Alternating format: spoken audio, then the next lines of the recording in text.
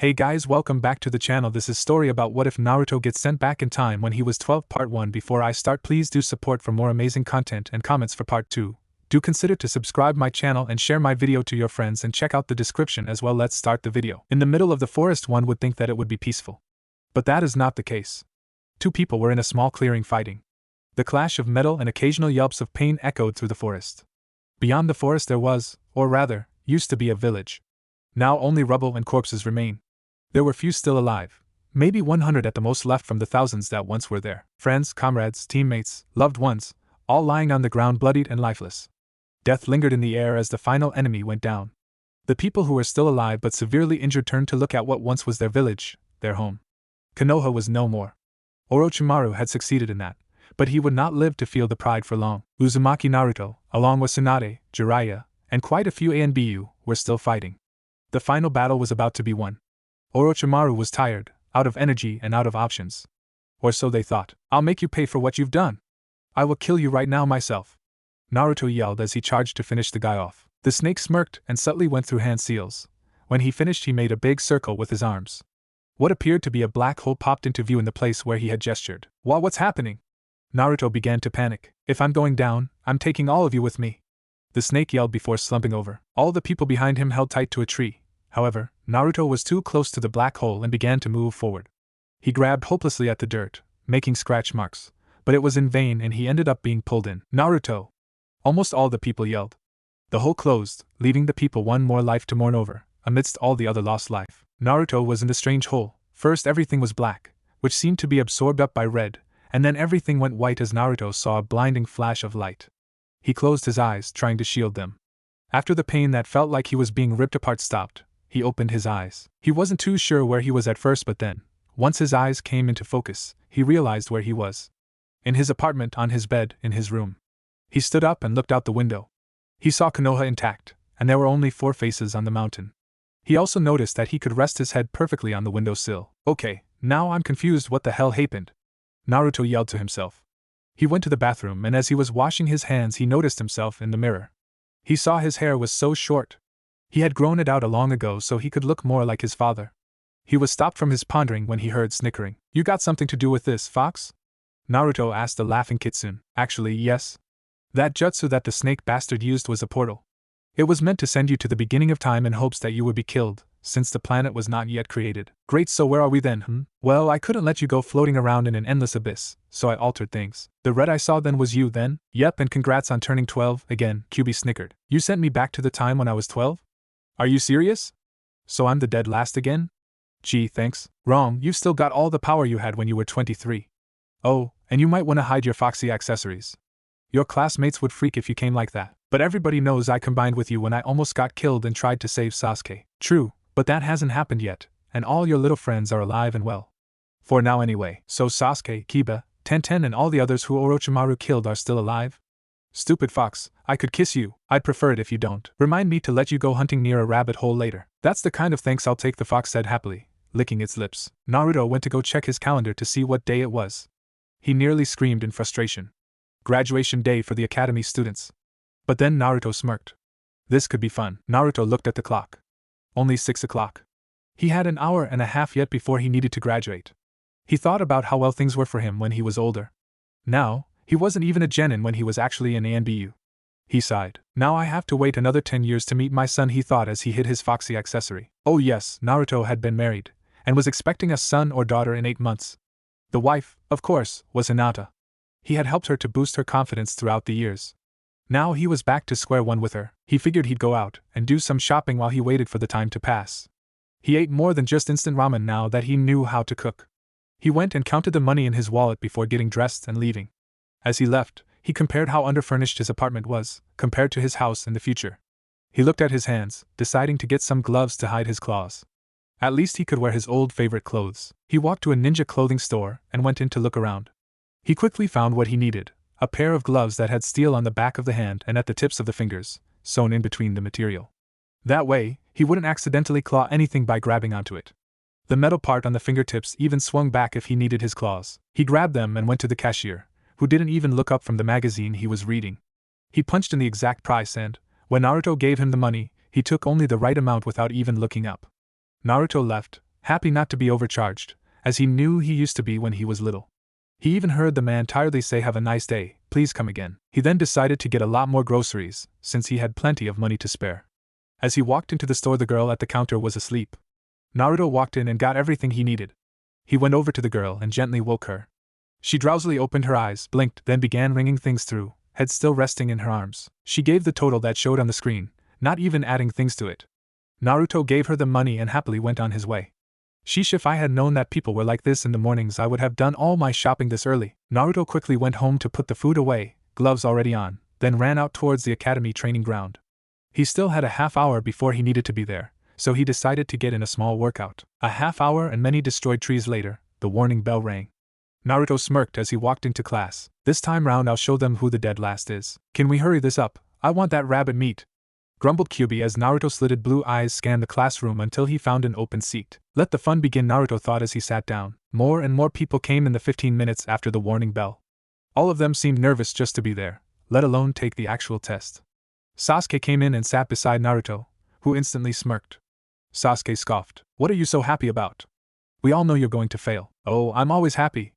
Sasuke, just as I remember him, he's even got the stick way up his ass today. Wow, it's a real honor. HN, he grunted in reply. Naruto just smirked even wider. Let's see if we can't give that stick a big pull or push. Whatever happens, happens. Yes, I'm always happy. In fact, welcome to my happy world. Great, just what I've always wanted. I'll look for an apartment right away, Sasuke replied sarcastically. Naruto grinned. Good, and now that you're all nice and settled, you can get your shit and leave. Only people who smile are allowed in my happy world, he said cheerfully. Sasuke's eye twitched. There's something different about him, Sasuke thought, staring at the blonde idiot. Sasuke noticed the gloves and asked with a snotty tone, "What's with the gloves, though?" Naruto looked to his right and smirked. Why? He asked in a childish way. Because. Why? I asked a question, idiot. Why? 'Cause that's how smart people gather information, not that you know anything about that. Why? 'Cause you're an idiot. Why? You were probably dropped on your head as a baby. But only you can truly answer that. Why? Because I don't know why you're an idiot. Sasuke thinks he's got the upper hand because he's insulting me, but he'll get annoyed soon, Naruto thought, then continued with yet another why. Will you just shut up? Why? Arg. There was a moment of silence. Why? It was then that Iruka came into the classroom. He noticed all the girls staring at Sasuke while throwing the occasional glare at Naruto, who was an amazing fangirl deterrent with his annoyingness. Heh, this'll be a cinch. What kind of A and B would I be if I couldn't pass the Genin exam? I'll pass everything easy, Naruto thought, turning his attention to Iruka. Okay, the Genin test will be composed of primary weaponry, meaning how well you can use the basic weapons, a test on theory and history, an obstacle course, and primary jutsus. You will be asked to perform one of the basic jutsus you have learned this year.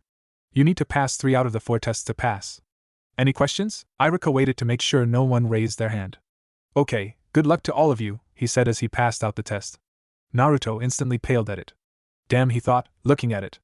Oh yes, only A and BU in history to fail part of a Genin exam. The fox then proceeded to burst out laughing. Naruto sighed and wrote down what he hoped were the answers. After 30 minutes he got up and handed the paper in. Iruka took it and quickly marked it. Good job, Naruto, you passed. Thank God. Pride intact. You got a 55, Iruka said happily. Then again, maybe not. Kyuubi burst out laughing again. Naruto put on a big grin and walked back to his seat to wait for the other parts in the exam. He easily aced the weapons test, which involved 10 shuriken, 10 kunai, and 20 targets. He hit the right targets, and even threw all 10 shuriken at once to show off. He then grabbed the 10 kunai, threw them, and went on his way, all hitting the bullseye. The obstacle course was also easy, although he needed to go at it in a slow jog. The jutsu he had to do, of course, was the bunshin. He was up after Sakura, who completed it by creating 4 clones. Still can't create those things to save my life. Simple stuff, oh no, but hard stuff, hell yeah. Well, Naruto, could you create a minimum of 3 clones for us, please? Mizuki asked. Don't worry, Naruto, even if you fail this, you still will pass overall, Iruka said, knowing clones were his worst. Behind Naruto, Sasuke smirked knowingly. Ha! The idiot will fail, Sasuke thought as he saw Naruto take his stance. He easily went through the hand seals. Iruka, noticing the seals were different, raised an eyebrow. Naruto stopped on a cross seal and behind him about 20 poof sounds were heard. The few students who were still in the classroom turned to look. There were Naruto clones in all the seats at the desks, all grinning happily. There were a few around near the original. Mizuki chuckled. Just what you've always wanted, Iruka? A class full of Narutos. Iruka's expression was caught somewhere between putting his head through a wall or running over and hugging Naruto. Sasuke stared at the Naruto closest to him. He pushed him out of the way, wanting to upstage him. When his hand made contact, he smirked, thinking he'd found the real one. He then punched it on the arm on hopes of getting a yelp of pain and also making him move. A popping noise was heard and the clone disappeared in a poof of white smoke. The hell? He asked no one in particular. Do I pass? Asked Naruto, grinning at the confused Sasuke as he dispelled the rest of the clones. Yeah, you pass. Wasn't that Kage Bunshin though? Iruka asked quietly. Naruto nodded. Okay then, who's next? Iruka gave a look that said I'll talk to you later. Sasuke went next and managed to create as many as Naruto, but still didn't understand what it was he had done. That clone was solid, it wasn't a normal one, Sasuke thought to himself as he left to the other classroom behind Naruto to wait to get their headbands. Naruto sat in an empty seat and waited. A few minutes and many angry glares from Sasuke later, Iruka announced that they would all need to meet back at the academy tomorrow to be put on their 3-man teams and meet their Jounin instructor. They then were called up one by one to receive their headbands. Naruto was called up last and Iruka untied his own headband and gave it to Naruto. I'm proud of you, Naruto. You're finally a ninja, Iruka said happily. One good thing about being 12 again, I can act upon impulse. Naruto jumped at Iruka and swung his arms around his neck. However, the momentum made them both fall backwards over the desk and ended up lying on the ground. Once they got back, Iruka placed a hand on his shoulder. How about I treat you to ramen? You can tell me how you learned Kage Bunshin. Naruto grinned and went back to his seat in the middle row. Dobe, Sasuke muttered from behind. I heard that, Sasuke bastard. Naruto yelled at Sasuke, who was seated at the very back. Oh, how nice it feels to once again obey the impulse and not have to worry that people are actually expecting me to think before speaking. Yes, anyway, congratulations to all of you who passed, and we'll see you tomorrow, Iruka said. All the students began to leave. Naruto waited for Iruka to finish talking to Mizuki, glaring at the traitor, though he didn't seem to notice. Iruka signaled for him to wait outside, so he did. The first thing he did was look for Hinata, but when he found her, she was with her father. He instantly went the other way. Her father never liked him much. When Iruka came out, he kept telling him that he was happy for him and giving him lectures. When he asked about the Kage Bunshin, he lied and said he was bothering the Hokage and found the scroll, studied it, and that's how it happened. After Naruto deprived the ramen bar of its supplies and Iruka his money, they said their goodbyes and went home. Once he got home, Naruto changed, set his alarm, and slept, dreaming up ways to annoy the people around him. The sun was just beginning to peek its head over the horizon. The birds had begun their dawn chorus. In the apartment of Uzumaki Naruto, the dawn chorus had a lead singer. Beep. Beep. Beep. Beep. However, Naruto did not like this particular singer. Beep. Beep. Crash. The broken alarm clock chorus. It's not truly morning without it. Naruto rolled out of bed onto the floor with a thud. Damn single bed, he mumbled as he began to stretch. As he went to the bathroom, the mirror caught his eye. He could see 2 red-orange fox ears poking out from the top of his blonde mess of hair. There was also a long tail swaying carefree behind him. Genjutsu must stay gone off during the night, he said to himself as he yawned. Yeah, when you're sleeping you can't concentrate on it, so it disappears. This could pose a problem if you want to hide the foxy accessories from your team on long missions, Kyuubi lectured. I'll just bring a one-man tent. You also might want to get your pants on. Oh, Naruto said, realizing his pajama bottoms were still down around his ankles. How he managed to walk so far without tripping he couldn't understand. Then again, he couldn't understand anything in the morning. Naruto was never a morning person. It usually took him about 5 to 10 minutes to fully wake up. He went to his closet and started searching through his clothing. With a loud HA. In triumph, he held up a pair of black pants with an orange stripe down the sides of the legs. The Hokage had gotten them for him as a present. Why he hadn't worn them, he couldn't remember. He also pulled out a black t-shirt, then got dressed. He tied his signature orange jacket around his waist. He made some toast to eat for his breakfast, replaced the genjutsu, and was out the door by 7. He quickly made his way to the academy with only one thing on his mind, Hinata.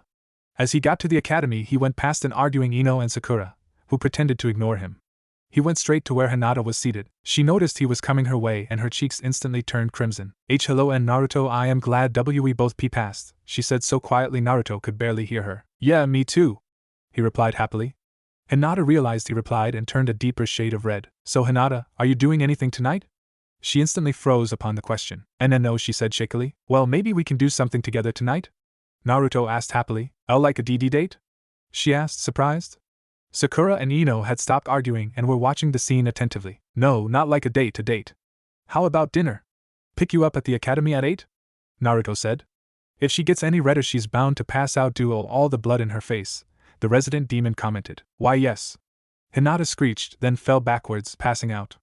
Naruto grabbed her and gently leaned her forward onto the desk. She was still bright red, but now it looked like she was sleeping on the desk. Oh, Naruto, what did you do to her? Kiba asked as he came closer. Naruto then realized that everyone was looking at him. Even Sasuke turned to raise an eyebrow. Naruto rubbed the back of his head nervously. I just asked her out, and then she fainted. At least she said yes. Kiba came over and slapped him on the back. Good job on getting your first date. Naruto grinned. Akamaru yipped to his master. Hey, you do smell different. Did you spend the night in a fox's den or something? Kiba asked while patting the little dog on the head. How, why? Naruto asked nervously. Well, normally you have a small fox scent on you, but today it smells stronger. You got a new pet? Yeah, something like that. Iruka stepped in and cleared his throat to get everybody's attention. Well then, take your seats. First off, I'd like to say Mizuki won't be joining us due to an unfortunate accident. His voice trailed off. Idiot must have gotten caught trying to steal the scroll, Naruto thought. Anyway, I will announce your 3-man squad and the Jounin instructor you'll be paired with. Much the same happened as in the previous timeline. I can't believe I'm stuck with Naruto. Arg. Well, at least I'm with Sasuke. Boo Naruto, yay Sasuke. Cha. Sakura thought as they went down to the room they were assigned to meet their Jounin instructor. They're both idiots. This 3-person team is too many, Sasuke thought. Naruto was, however, a bit sidetracked. No, that's too mild. I want something huge. How about a series of traps? Yeah. All leading him from one prank to another. He'll never know what hit him. God, I love being young again. This led Naruto to laugh out loud evilly, along with the fox, but only Naruto heard him. Naruto's bout of evil laughter made his teammates give him a weird look. Not that he noticed, as he was laughing evilly at the ceiling. Great, I'm stuck with someone who should be in a padded room, Sasuke thought as he rolled his eyes. Memo to self, help Naruto seek mental help, Sakura thought. As they waited in the room, time went by and the two became more and more interested in what Naruto was doing. Sakura was the first to cave in. Naruto, what is it you're doing, exactly? She asked in an annoyed tone. Teaching the teacher a lesson on being late, Naruto replied, not even turning to look at Sakura. I'm right, so where are you taking Hinata tonight? Out for ramen? Sakura asked, going into girly mode. Don't know and no, Naruto replied as he continued working. You're not taking her for ramen? She asked, surprised. No, but do you know a good place to get scented candles? Lavender and lilac? Naruto asked, finally looking up from what he was doing. Hinata loved lilacs. He even used them when he proposed to her. Flashback. Naruto, where are you taking me this time? Asked a giggling Hinata. Somewhere really special. No peeking, and that means not using Byakugan either, Naruto said, leading the blindfolded Hinata up to the top of the Hokage monument. Are we there yet? Hinata asked impatiently. Hang on a sec. Naruto yelled as he let go of her shoulders. He ran off about 5 meters, then came back. Okay, you can take off the blindfold now, Naruto said happily as Hinata reached up to the blindfold. She blinked, getting her eyes used to the light. A tree came into focus, then she began to look around, wondering where they were. She noticed a cliff to her right and began to approach it. She gasped out at what she saw. There down in the field were lilacs. But some were cut down, exposing the green stems among the purple. The cut down flowers had a message, plain and simple. Hinata, will you marry me? She almost screamed out from sheer delight of it as she read the message. She turned to see Naruto, a few feet away down on one knee, holding a ring with 3 diamonds on it up towards her in one hand, and a big bouquet of lilacs in the other. They were from the ones he cut down to spell the message. He was smiling happily. She couldn't contain her joy and ran at Naruto with her arms open. Yes. Yes. Of course I will. She yelled so loud that almost all of the village could hear her. She could out-yell Naruto if she wanted to. Hey! Hey! Hey! Wait! Naruto yelled, stopping Hinata in mid-lunge. Hinata was confused at what he was doing, but then again, he was still the most surprising ninja. Naruto got up off his knee, walked over to his fiancée, took her hand, and slipped the ring on her finger. He then walked back to where he was, put down the bouquet, then turned to face Hinata. Okay, continue, he said happily. She then began her lunge anew, clamping her arms around his neck. I love you, she whispered happily through her tears of joy. I love you too, and will always, Hinata, he whispered back. They then kissed each other, knowing they would be together forever. End flashback. Store downtown that sells all kinds of stuff like that, Sakura said. Ugh, thanks. Naruto smiled, then went back to the paper he had. Sakura went back to her seat to wait for the sensei to come. Naruto rolled up the scroll he was writing in, then got up and went to the back of the classroom. He came forward with a metal bucket and placed it atop the door carefully before going to sit back down beside his teammates. You idiot, if he's a Jounin he's not going to fall for such a stupid trap, Sakura said, and raised her fist to hit Naruto on the head when someone came in. The man opened the door, causing the bucket to fall on his head with a clunk. Naruto began laughing. Sakura gasped. Cha! Got him! Inner Sakura raised an eyebrow. The man turned towards them, bucket still on his head. Well, my first impression, I hate you all, he said cheerfully. Feelings mutual about your lateness, Naruto said. Right, I'll meet you all on the roof, he said, trying to pull the bucket off only to find it firmly stuck. Naruto, did you put glue in there? Sakura asked. Yeah, something like that. As Sasuke and Sakura turned to leave, Kakashi finally got the bucket off his head. He was glaring at Naruto. That brat used chakra to stick this thing to my head. If this is the dead last, then that Sasuke kid must be high Chunin, he thought. Come on, don't be late, Kakashi-sensei. Naruto yelled as he ran off. I didn't tell him my name yet, Kakashi said as he poofed up to the roof. His 3 students were already there. Okay, so tell me your likes, dislikes and hobbies, things like that, Kakashi stated. Well, how about you go first to show us? Sakura asked. Alright, my name is Hatake Kakashi. I have no interest in telling you my hobbies. I also have no ambitions to tell you my dreams. I like things and I also dislike things too. Okay, next, he said happily. Wow. Me too. We have so much in common, Naruto said, causing everyone around him to do a face fault. Okay, ladies first, Kakashi said. Alright, I am Haruno Sakura. I like. She turned to Sasuke. I hope. Turned to Sasuke again. I hate. She miserably turned to Naruto. Sakura fell silent and looked as if she was throwing a silent hissy fit. Okay, next you. He pointed to Naruto. Okay, well, following your example, my name is Uzumaki Naruto. I like a lot of things. I dislike mainly people who bully others and people who are late. He stressed the late part, making Kakashi cringe. My ambition is to fulfill my dream. My dream everyone already knows. My hobbies are well known too. Great, okay, now you, he pointed at Sasuke. Sasuke grunted. If no one else is giving any personal information, either will I, Sasuke thought, going into brooding Avenger mode. Okay. Good, I have team happy. So, we will meet at Training Ground 7 for survival training. Oh, and don't eat breakfast or you might throw up. Bye now. With that he disappeared into a puff of smoke. I think he likes us, Naruto said before jumping off the roof. He landed silently and began to run off, only 5 minutes later realizing what he had done. He shouldn't be able to do that, should he? Sakura asked Sasuke after recovering from her shock. Nope, Sasuke said, turning to face the girl. You're going to stalk him, aren't you? Sakura said, more of a statement than a question. Yep, came the reply. Thought so. Naruto jogged along the streets, heading to the store Sakura had described, though he was only vaguely paying attention. He found the store, though, when he remembered her saying something about a big pink-purple sign. He could tell he was being followed, but paid it no mind, knowing that if he did, they would really get suspicious. He found the 2 candles he wanted and bought them at a fairly reasonable price, adding in 2 holders as well. The cashier was only a few years older than him, so she didn't know of his legend and so tried to overcharge him. As he exited, he could feel his stalkers and sighed. This will be a long day. He went over a mental checklist of what he thought he would need for his date. Ha! He yelled out, spinning around facing the tree Sasuke was in. I knew I forgot to get something, Naruto said as he walked to the nearest food stand, trying not to laugh as he felt the tension from his stalker drop. Do you sell meats here? Naruto asked the vendor. Yeah, how much and what kind do you want? The man asked with a bit of an accent. About a 3-pound roast, Naruto replied. The man nodded and handed the meat to him.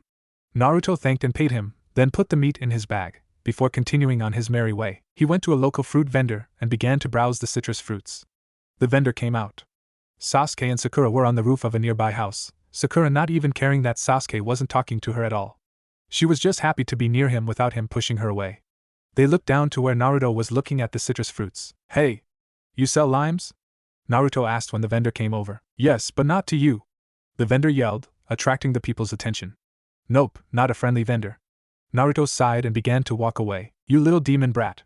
Don't turn your back on me when I'm talking to you, the angry man yelled. Yeah, you should be more polite.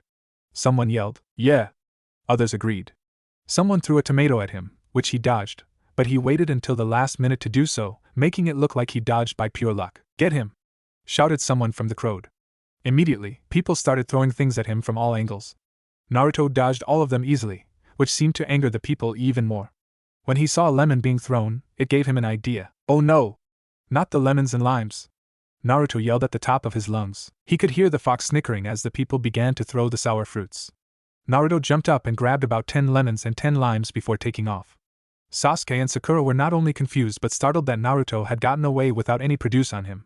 Suckers, he said to himself as he ran off, leaving Sakura and Sasuke to ponder where he went. When Naruto got back to his apartment, he looked at the time.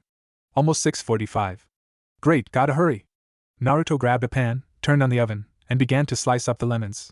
When the oven was fully heated, he inserted the roast, along with the lemon wedges and a few spices he found laying around. He then began peeling potatoes and sticking them in boiling water.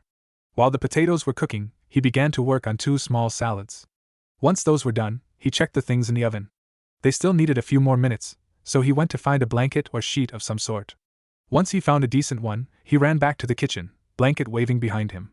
He threw the blanket on the table and put the plastic salad bowls on the blanket. Irika was always giving him plastic dishes, so he always had enough. He found the bowls' lids and tightly placed them on. When the potatoes were done, he quickly mashed them up, added what he needed, put them in another bowl, and placed the mashed potatoes beside the salads. The roast was done with only 15 minutes to spare. He grabbed 2 sodas out of the fridge and the candles and holders. Quickly he placed everything on the blanket, folded it up, and tied it.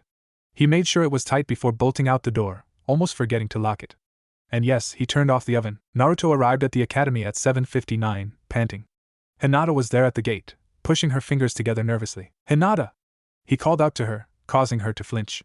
She began to walk over to him, not too sure if she was dreaming or not. "Hello and Naruto," she said nervously once she got to him. "Sorry, I hope you weren't waiting too long?" Naruto asked. "And no, only 5 minutes." Naruto nodded and began to lead her out into the forest. It was a full moon tonight. He led her to a small pond that had a waterfall spraying mist everywhere, which twinkled and shone in the moonlight. Naruto crouched down and began to untie his pack, and set it all out while Hinata was distracted by the scenery. Up in a nearby tree, Sasuke and Sakura were looking for the blonde. After he took off without a trace earlier, the two had thought he might have come to the forest to train. Well, actually, Sasuke thought and Sakura just followed. They both saw a small glow of light and went towards it. There in the clearing stood Naruto lighting the second candle. He had food spread out all around.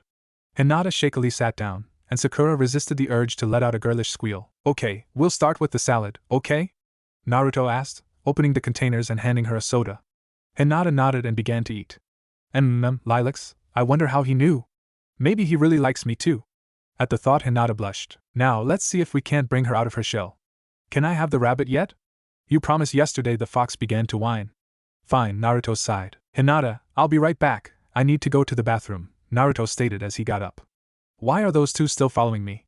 Naruto went far enough away that he should be out of earshot of the others and began doing seals. When he got to the last one, he slammed his hand down and smoke appeared.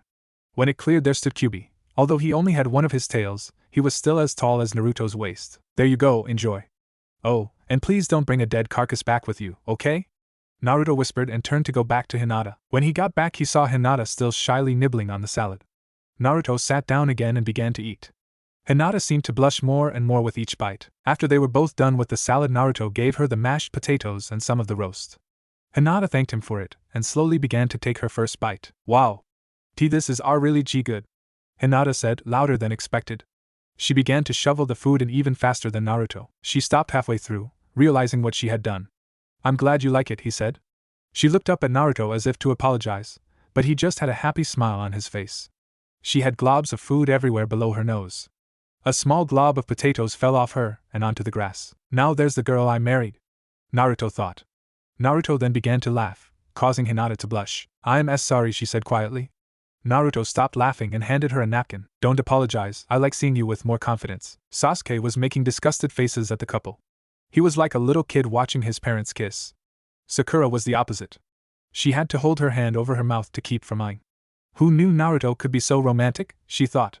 The only reason Sasuke didn't run from Sakura and her scariness was because he knew if he moved they would definitely be spotted. The rest of the night was spent by Naruto asking yes or no questions and Hinata shaking her head or nodding. When the candles burned dry, they packed up to leave. By the end of the evening, when Hinata spoke, she stuttered less, which was a good sign. They parted ways once out of the forest. Naruto went home, not even a bit worried about the fox. When he ran out of available energy, the freed part of his spirit would just come back to him, while the body poofed out of existence. Kyubi being able to move in the outside world was a plus for merging. He still couldn't be freed without killing Naruto and thus killing him, but this would do for the time being. Their spirits were intertwined. The shock of suddenly having no demonic energy in his body would kill Naruto. However, since the fox had merged his power with him, he would never lose all the demonic energy, thus weakening the seal. They were both slowly working to untwine their spirits, so the fox didn't need to rely on him as much. Naruto let out a sigh as he got to the apartment. He slowly dragged himself up the stairs, into his nightwear and into his bed. Meanwhile, Sasuke was contemplating why he was following the idiot in the first place. All such contemplation became lost, however, as Sakura started talking about how cute the two were together. He literally had to shove her in the door of her house then run like mad just to be rid of her. Life was so much easier when girls thought guys had cooties. Naruto awoke the next morning when the light came into the open window. Naruto blinked out of sync as his eyes finally began to focus. He sat up with one eye half open and looked at the taped-up alarm clock. It was a half hour before he had to meet with his team at the training grounds. He went through his morning routine and replaced the genjutsu before slowly heading off. He got there early so he could set up his traps. He finished just as his teammates came into the training grounds. They stood over by the logs for about an hour before Naruto decided to take a nap. Just wake me up when he comes, Naruto yawned as he took about 20 steps, circled his spot twice, then laid down for a nap. Kyuubi? What? Can you hold the genjutsu for me while I sleep? Yes, I can, not for too long, but long enough for that lazy-ass teacher to get here. Hope he likes what we prepared for him. Naruto laughed in his mind before thanking the giant kitsune, and then closing off his mind to sleep. 3 hours later when Kakashi showed up, he was facing the three stumps. Noticing no one was there, he began to look around. He spotted his students sleeping on one another in a pile behind him. He woke them up by yelling at them all quite loud. They woke up with a jump. All three yawned before standing. Okay, so now that I have your attention, I'll explain. You will try to take these bells from me. He held up 2 silver bells, and the one who doesn't get one will be tied to the post and not given any lunch. Then that person will go back to the academy, he said. You have until noon to get a bell, alright? Arg. I didn't have dinner either, Sakura thought. Damn, I knew I should have eaten, Sasuke thought. Ha, I ate breakfast this time, Naya, Naruto thought. Go! Immediately Sasuke and Sakura jumped off into a tree, but Naruto just stood there for a minute. He yawned and leisurely walked away. Kakashi raised an unseen eyebrow, then began to charge, hoping to force his student to run. Naruto stopped, turned to his teacher, blinked, then realized what was going on with a yell. GK! Not ready! Still sleepy, he said, ducking as the teacher's kick flew over his head. You must always be ready for anything, Kakashi lectured as he took out his little orange book. Perfect, Naruto thought as he charged with only one objective: get that book. Kakashi watched the boy out of the corner of his eye. Interesting, his steps are evenly apart, meaning he has had a lot of training. Naruto made a purposely sloppy punch at Kakashi's head. Yet his attacks are sloppy, almost like he's doing it on purpose. Oh well. Kakashi quickly slipped behind Naruto, who noticed immediately. Keep your eyes on your opponent, and never turn your back to them, Kakashi stated. Ha ha! Revenge, he thought as he initiated his plan. Kakashi wrapped his hands around his book with his pointer and middle finger still up. He brought his hands back and shoved them up Naruto's ass. In the trees, Sakura and Sasuke almost face-faulted at the sight. Kakashi pushed his hands upwards, sending Naruto flying with a yell. 1,000 years of pain! He shouted, AGHHH. Naruto yelled as he went flying. However, Kakashi's triumph was short-lived. As he went back to read his book, he had a very, very unpleasant feeling. You should take your own advice, Naruto said from behind Kakashi. Naruto gave an evil smirk as he sent Kakashi flying with his own move. 1,000 years of pain right back at ya, Naruto yelled. After Kakashi had left the ground, he put his hands back, covering his very, very sore butt. Of course, in doing so he dropped his little orange book. Naruto's plan had worked. He had used a replacement jutsu with a clone. While Kakashi was busy taking care of the clone, he had gotten behind him. His teammates came out from hiding with a disturbed look on their faces. Caught him by surprise, they both thought walking over. Naruto grinned. We obviously can't beat him, Sakura said, hanging her head. Yeah, that's why we need to team up, Naruto said. But either way, at least one of us will fail, Sasuke said simply. Would you rather all of us fail? Naruto asked logically. The two shook their heads. Right, so this is what we're going to do. Naruto began to tell his teammates his plan. When he was done, he looked at their faces. Their expressions had a mix of yeah right, that will never work, and heh, this sounds like fun. Sasuke even had an evil smirk. They set it up, although Naruto had his part up already, and began waiting, knowing that their silver-haired teacher would come back for his precious book. They heard a rustle and, sure enough, Kakashi appeared with his head down, looking for the book. He continued walking but stepped on a trip wire. A bucket of glue and feathers dumped on him. The glue Naruto had stolen from the academy on the way to the grounds. The feathers were from Kyuubi's pheasant feast. Sakura jumped out, attempting to snag the bells, but missed since Kakashi could still see. However, Kakashi sidestepped onto another prank. Eggs flew from all angles, since it caught him by surprise to get another trap so close to the last. All of them hit him. Why eggs and not perhaps pie? Or instead something pointy, you may ask? Naruto explained to the others that they didn't want to kill their teacher, only get the bells. However, it was actually a well-known fact to Naruto that Kakashi hated raw eggs. He had told him in the future when they had to help out on a farm. He hated raw eggs because his parents wanted him to become a strong man. Unfortunately for the young Kakashi, they heard that drinking 10 raw eggs a day was a good way to do that. Oh God, no! Kakashi screamed. No more eggs! With that, he ran off with his students close behind. Kakashi ran straight to where Naruto was hiding. Naruto jumped out, stopping the teacher in his tracks. I knew you reminded me of someone, now I know who, he said, looking deep in thought.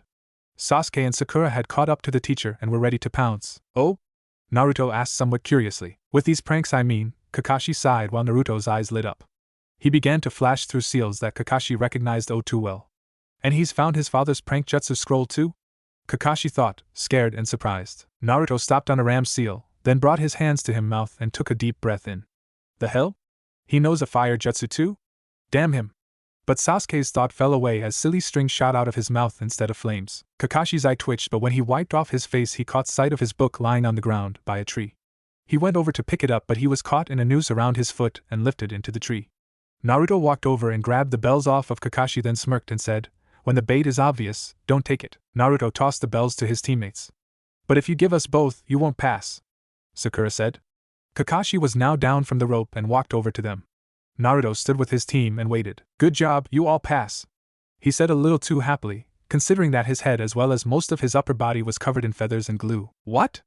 But Naruto gave me and Sasuke the bells," Sakura said, surprised. "Yes, that is true. However, in a roundabout way, you all got your hands on a bell. Naruto was the one who took them from me, but he then passed them to you too. The object was teamwork, which you obviously have. These traps were quite elaborate. Do you get it?" The three nodded. "Good, now I'm going to take a long hot shower and I'll see you all in the morning. We'll meet at that red bridge at about 7. You better not be late, or I'll egg you again," Naruto said, causing Kakashi to cringe. He poofed away with a shudder, thinking, "I don't even want to know how he found out about that. What kind of big master plan was that?" Sakura screamed. "It worked, didn't it?" Naruto replied. "You said you were going to distract him and make him see the book," Sasuke said coldly. "Yeah, and I did it through the power of pranks," Naruto protested. "You are so immature," Sakura screeched. "Yes, I know. But you're only young once. But immaturity is forever," he replied metaphorically. "Dumbass," Sasuke muttered. Naruto just rolled his eyes and began to walk away. Plan worked. They don't suspect a thing. They didn't even ask about the silly string jutsu. Yay. I'm going to sleep now. He stopped when he felt a hand on his shoulder. He turned to face Sasuke. Naruto raised an eyebrow. "Fight me," Sasuke said simply. Naruto sighed. He heard the fox laughing so much for them not suspecting anything. "Shut up. I thought you were going to sleep." "Can't reply to that, I'm sleeping." Naruto rolled his eyes. "Fine." Sakura stood over by a tree, waiting for the fight to begin. Sasuke and Naruto had moved away from each other, and were patiently waiting for the other to start. Sasuke knew he would run at him any second now, being the irrational person he is. Naruto knew it too. He had to start it or else that would arouse even bigger questions. So, he made a substitution bunshin and sent it charging. It landed a few hits and so did Sasuke. After the 5th hit Sasuke made on the clone, it disappeared. Sasuke began looking around, confident that he had at least made a few hits. However, Naruto had found over the years how to make his clones last longer in battle. He stood up on the branch he was on and tackled Sasuke, causing the two to roll. Naruto got in a few punches as they rolled down the hill. Sakura was running after them. She looked a bit worried. Naruto and Sasuke continued to struggle to gain control of the other, getting in a few hits. They soon ran out of ground though, and rolled off a cliff. Acting on instinct, Naruto grabbed Sasuke by the wrist, who gasped when he fell, and then stuck to the edge of the cliff with chakra. He also grabbed onto a tree root with his free hand. Sasuke stared wide-eyed at Naruto and was about to speak when he pulled him up and hugged him. Sasuke inwardly shuddered at the close contact. Naruto was now holding on to Sasuke's waist, all clinging to the side of a cliff. Sakura, seeing them go over the edge, ran over, worry written clearly on her face. However, when she looked down at them, she laughed out loud. Naruto pulled himself up, still holding on to Sasuke. "Ugh, thanks," Sasuke muttered. "Yeah, no problem," Naruto said, rubbing the back of his head. They looked over at Sakura, who was still laughing. She pointed down over the cliff. Naruto and Sasuke peered over the edge and instantly paled. The cliff was only about 7 feet up. "We shall never speak of this again," Sasuke said, eyeing a small puddle below. "Agreed. At least we didn't get our feet wet?" Naruto offered. Sasuke shrugged. They both turned to glare at Sakura, who had stopped laughing. The two gave an "if you breathe a word to anyone you're dead" glare. Sakura eeped. Before holding up her hands in defense, Sasuke and Naruto smirked at each other. "Well, that was certainly interesting. Yeah, we already have minimal understanding. I'm going to get my best friend back." "Yeah, sure, a few more hugs ought to do it." That shut the fox up. "Perhaps we should spar farther away from cliffs?" Naruto asked, smirking. "Yes," Sasuke said through a bit of a chuckle. Naruto smiled. Over the years he'd known Sasuke. Before Orochimaru's surprise attack that killed him, that is, he'd found exactly how to piss him off and get him to laugh. They went to a different location and began the sparring match anew. Naruto went easy on Sasuke, barely using any jutsus, and let it end in a tie. After saying goodbye to his teammates, he began to head home. He figured that the only way he could get any decent practice was if he found a faraway spot. He continued to walk until he bumped into a familiar face. "Oh, hi Hinata," Naruto said happily. Hi and Naruto, she said softly. Naruto smiled as Hinata blushed. "I hope she gets her confidence up soon. The stuttering makes her hard to understand." "WLIM, Irika ramen s says you like?" Hinata stuttered out nervously. Naruto blinked, trying to get the information straight. "Oh. Yeah. I like ramen." Hinata shakily pointed at the ramen bar, then began to push her fingers together. "Sure," Naruto said happily. When they got there, they took their seats and placed their order. They had a bit of conversation. Hinata soon had less of a stutter, and wasn't blushing as much. After about an hour they decided to depart. Naruto paid the bill, much to Hinata's dismay. She was hoping to treat him as a thank you for the home-cooked food. She knew she'd have to do something extra special to thank him, and was thinking of ways to thank him as she ran home. Naruto trotted happily home, thinking of a place that he could train and not cause too much destruction. The next morning Naruto awoke just before sunrise. He yawned, stretched, stood up, took a few steps, and smacked right into a wall. Naruto stood there for a few minutes before realizing what he had done. He let out a bit of a laugh before grabbing his clothes and taking a nice relaxing cold shower to wake him up. After drying himself off, he got dressed, then began his breakfast. He made some toast and drank some water. After he was done with that, he grabbed an apple to eat later, replaced the genjutsu, and then left to go train until the sun was almost directly overhead. He went to a spot that wasn't too far from the bridge, but far enough away to not be detected. Kakashi said meet around 7, so that means that I have until 8:30 to train, considering my threat. Needless to say, the small area in which he cleared for himself to train was soon a large crater. He threw a kunai with an exploding tag on it at the last target, and it blew up just as Naruto became too tired to stand. He fell backwards into the crater. Unfortunately, Sasuke and Sakura arrived at the bridge just when they heard the final explosion. They turned to look in the direction it came from and saw a tree fall, as well as smoke. They both thought the worst and took off in the direction it came from. They arrived just in time to see Naruto pull himself out of the crater. Sakura gasped at the destruction, while Sasuke gaped at it. Naruto saw them, sat up, and rubbed the back of his head. "Heh, oops," he said solemnly before coughing up some dust. "What the hell were you doing?" Sasuke asked in monotone. "Training," Naruto said sheepishly. "Only you could cause that much destruction during training," Sakura stated. "I think I used too much chakra when I punched that rock," Naruto grinned. "You definitely used too much chakra for punching a rock," she replied. "I wonder if I'll ever be able to train without people hanging over me," Naruto thought as he tried to stand but fell down again, his legs refusing to support him. Sasuke went to help Naruto hobble to the bridge. "Why do you work yourself to exhaustion?" Sakura asked when the two came close to her. Naruto shrugged, too tired to answer. "Idiot!" she yelled, hitting him on the head, causing Sasuke to lose his grip, making Naruto fall to the ground. "I could lend you a tiny bit of my chakra so you could at least walk," the fox said. "As long as that's all you give me," Naruto thought to him. Yeah, this is why I'm in control of 25% of all the chakra you have." He heard Kyuubi snicker a bit, as he felt a warm feeling wash over him. It reminded him of Tsunade's healing. "You sick?" Sasuke asked when he felt the heat coming off of Naruto's body. "No, why?" Naruto replied. Sasuke was about to say something when Sakura beat him to it. "Naruto, the back of your shirt is really shredded." Naruto reached and rubbed his back. "It's ripped from the collar to about halfway down," Sasuke said, letting go of Naruto's arm. "Oh well, I'll see if I have anything to fix it when I get home." Naruto rubbed the back of his head nervously. Naruto grabbed his orange jacket that was lying by a very lucky tree that was still standing nearby. He put it on over his tattered navy t-shirt. They walked in silence until they got to the bridge. Naruto sat on the railing, eating the apple he had brought. An hour later Kakashi showed up. Wow, only an hour and a half late. That's actually a big improvement, Naruto thought as he joined Sakura in yelling, "You're late." "Yeah, sorry about that, but you see, there was this tree and it was stuck up in a cat and wait." "No. That's not right," Kakashi said, rubbing his chin. Right. If you're going to make an excuse, at least make it believable," Naruto said as he rolled his eyes. "Yes, well anyway, we have a full schedule of exciting D-ranked missions," Kakashi said happily. "Yay," Naruto said sarcastically. Sasuke shot him a questioning glance before turning his attention back to Kakashi, who started to explain exactly what these missions entailed. Once he was done, he led the ever-so-excited Genin to their first job, finding a cat. They were given out earpieces so they could coordinate the plan better. They were shown a map of the forest, then given their positions, and told to begin their sweep of the area. Naruto almost instantly caught the scent of the cat and followed it. About 5 minutes after beginning, Naruto had the cat. He happily announced to his team, "Haha. Told you I'd find it first." HOW. The three walked out to where Kakashi was waiting for them, Naruto holding the cat that was growling and scratching him to pieces. Naruto was angrily growling back. Sakura finally took the cat after it got a few deep gouges on Naruto's face and bite marks on his hand. Sasuke raised an eyebrow at the way the cat seemed willing to do anything to kill Naruto. He doesn't like his owner that much, Naruto said when he felt the air of confusion. When they returned the cat to its owner, she hugged the poor thing nearly to death. The next mission they had was to simply help pick the fruit trees. There were about 50 in all. Sakura started on an apple tree while Sasuke started picking peaches. Naruto, however, lined up the remaining fruit baskets before making 47 clones. They were done in 30 minutes due to Naruto's multitasking. They whizzed through all the missions and were done around 2 o'clock. They definitely surprised the Hokage at their fast work. We want to have a harder mission, Naruto stated. The Hokage sighed as Iruka started scolding Naruto. He was there handing the Hokage some paperwork when Team 7 came in. You are Genin, and rookies at that. You are still too underexperienced to handle anything more difficult, was the Hokage's reply. Hear me out, please, Hokage-sama, Naruto said, causing Iruka to raise an eyebrow. The Hokage complied, knowing that not to would lead to a lot of arguing. I've seen enough Ds, and that's even before I was considered a ninja.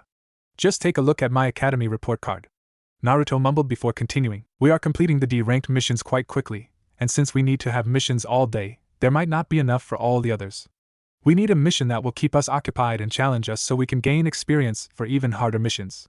The Hokage smiled while Iruka had to pick his jaw up off the floor.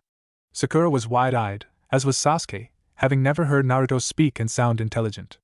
Kakashi was giggling as he read his book. That actually sounded not dumb, Sasuke said, surprised. I'll take that as a compliment, Naruto replied with a smirk. Well, alright then, you do bring up a good point. I'll give you a low-level C mission, simple guard duty. You will guard the master bridge builder Tazuna on his way to Wave Country tomorrow. The Hokage called him in. These pint-sized brats are going to be the ones protecting me? There's an arrogant brat, a puffy princess, and a midget. Sakura began to fume and Sasuke's eye began to twitch at the comment. However, Naruto stayed surprisingly calm. Kakashi stepped forward. Yes, but I'm a Jounin and I also will be accompanying you. The old man grunted as he took out a flask. And you're a drunk, Sasuke stated simply, causing Tazuna to blink. Okay, is everyone done being negative? Naruto asked, grinning, causing everyone to look at him, confused. Anyway, you will start tomorrow morning at 8 in the morning. Meet at the north gate, the Hokage said. Team 7 nodded. Pack only the essentials, he advised. Hey, Iruka? Naruto asked before leaving. What is it, Naruto? Could you look after my place while I'm gone? Iruka nodded. Naruto then did his Oiroke no Jutsu. Thanks again, Hishi said, causing the 2 older men to fall backwards from massive nosebleeds. Naruto ran after his team laughing at his prank, knowing that his little follower was in the room. When Naruto finally caught up with his team, Kakashi told Team 7 that they were given the rest of the day off so they could rest up for their mission before poofing away. Naruto sighed and turned to his team. I wonder he smiled a crooked smile before asking as cheerily as he could, I'm going to the lake in the forest, you guys wanna come? Sasuke made no expression, even when Sakura came from behind and tried to hug him. He simply did what Naruto had named the Shudder Shuffle. He shuddered then quickly moved, scuffing his feet on the ground. Sasuke grunted after a moment of silence. I'll go if Sasuke goes. Sakura chimed, causing Sasuke to inch away even more. Sasuke grunted again. Naruto smiled. Maybe I'll get my happy friends back sooner than I thought, Naruto thought as he began to leave his teammates, hoping they were following. They soon came to the lake after walking in silence the whole time, Naruto thinking about the great friendship he had shared with Sasuke. After he gave up the whole my whole clan is dead I must be an avenger thing. Sasuke, however, was thinking differently. He invited me along. That can only mean he wants to fight. Perhaps he's going to tell me how to get that strange chakra he's been giving off lately. Or maybe it's a trap, and so on. Sakura was just happy to be near Sasuke and blushed every time she looked at him. Hope she snaps out of that quickly, Naruto thought, glancing back. Yes, poor Sakura had to abandon her feelings for Sasuke when he ran away to join Sound, turning her affections to the person who always let her have his shoulder to cry on. She agreed to go out with him after about 6 months, and after a very, very extreme makeover. Naruto chuckled, remembering how he had helped tame the green beast of Konoha. Poorly. His forehead was red for 3 days. Thankfully they used permanent hair remover so his eyebrows won't grow back. Hell, even Sasuke had eventually found someone to love, even though he was the last one to get married. They had had to be the scariest couple in Konoha. Flashback. Come on, Sasuke. You're supposed to dance. Naruto whined. The rookie 9+ Niji's team were all in a nightclub. Sasuke was brought along, told they were going to a party, but in reality, everyone was setting him up. Yeah, Sasuke, let loose for once in your life, Hinata egged on. Naruto had been married to Hinata for about a year at that point. I don't dance. That's the point I'm trying to make, Sasuke said. Over the years Sasuke had given up on his revenge and become more open to the people he was close to. Naruto rolled his eyes and saw Sakura signaling to him. Sakura had brought Indigo with her to set Sasuke up with her. Indigo was a ninja from the Hidden Mist who moved to Konoha in hopes of becoming one of the best medic nins. Problem was, she had a personality like a brick. Naruto grabbed Sasuke's shoulders, as did Sakura to Indigo. They both pushed them over to the stools, where they now sat side by side. Sakura looked Indigo in the eyes and said, "Fine, if you're not going to dance, just sit here." Naruto did the same to Sasuke. "HN." Sasuke and Indigo whined in unison. "HNNN?" they asked at the same time as they turned to each other. "GRRRRR." They growled angrily at each HNN. They both looked surprised. "HNNNN." they seemed to say flirtingly. "You're hot," they both said, causing the other to blink. "Wanna go train?" Indigo asked, almost excited. "Do I ever?" Sasuke said almost happily. And with that, they both walked out of the club, leaving a creeped-out Sakura, Hinata, and Naruto with their eyes twitching. "That was creepy," the three said at the same time. "We have created a relationship bound by one word," Sakura said. "I pity their children," Naruto said, causing his two friends to shudder at the thought. "They will be able to freeze lava by glaring at it," Hinata said. "Scratch my last comment, I pity their children's classmates," Naruto said. The three glanced nervously at each other before being pulled back to the dance floor. End flashback. Naruto had been lost in his memories and began laughing out loud. When he snapped out of his thoughts, he was ankle deep in water. Sakura and Sasuke gave him a weird look as Naruto smiled nervously. "Sorry, just lost in my memories. Are we going to fight?" Sasuke asked, changing the subject. Naruto blinked. No. "Then why am I here?" Sasuke asked. "So we can bond, and become closer friends, and have better teamwork?" Naruto offered. "I don't need any of that. All I need is power," Sasuke said coldly. Naruto sighed as he walked out of the water and grabbed 2 rocks and a small vine. "You say you want power, yet true power comes from friendship and teamwork," Naruto started. "While this seems like deja vu," Sakura blinked. "He's being philosophical again. He seems totally different ever since he graduated." "Alone you can only do so much," Naruto said as he dropped one of the stones he picked up. It fell, moving the sand out and making a small hole. He then carefully picked up the stone and tied it together with the other stone he had. "But if you have someone to back you up," Naruto dropped the 2 stones tied together a little bit away from the first crater. They fell, making a bigger hole than the single stone. "You can do a lot more." Naruto pointed to the holes in the sand. Sasuke had no facial expression. "There's nothing wrong in asking for help to achieve your goals," Naruto said, hoping to get through his thick layer of angst. "You never had a family." "What would you know?" Sasuke growled. "A lot more than you give me credit for," Naruto said calmly. "Yep, definitely deja vu, yeah, but hopefully it will have the same outcome." This caught Sasuke's attention. "You know that I can't beat you in a sparring match, right?" Naruto asked. This caused Sasuke to look Naruto in the eye and nod. "But if I team up with Sakura, I bet we could beat you," Naruto said, stressing the "we." "You're on!" Sasuke shouted as he jumped back. Naruto turned to Sakura. "We'll attack from opposite sides, you distract him while I go in to hold him down," Naruto whispered to her. "I can't hurt Sasuke," Sakura shouted, causing Naruto to roll his eyes. "If you beat him, he'll probably pay more attention to you," Naruto coaxed. "Beat him into submission? Never thought of that, hell yeah. Sasuke will have to notice me." "Alright, I'll do it," Sakura said after a moment alone with herself. Naruto nodded. "I'll leave you with a clone so he won't notice me as easily," Naruto said as he quickly made a clone then jumped off. Sasuke was too infuriated to take notice of this as Sakura and the clone charged. Sasuke dodged and blocked, but he found it rather difficult to get any punches in. He threw a punch at Sakura, who dodged and retaliated with a punch of her own. It hit, and was probably going to leave a nice purple bruise under his eye. Before he knew it, he was on the ground with Naruto standing on his back holding a kunai to his neck. He wasn't sure how it had happened, but one thing for certain, he had lost a match. To the dead last and a fangirl no less. "Case in point," Naruto said, letting Sasuke up. Sasuke grumbled incoherently under his breath. "Anyway, do you see what I'm trying to tell you?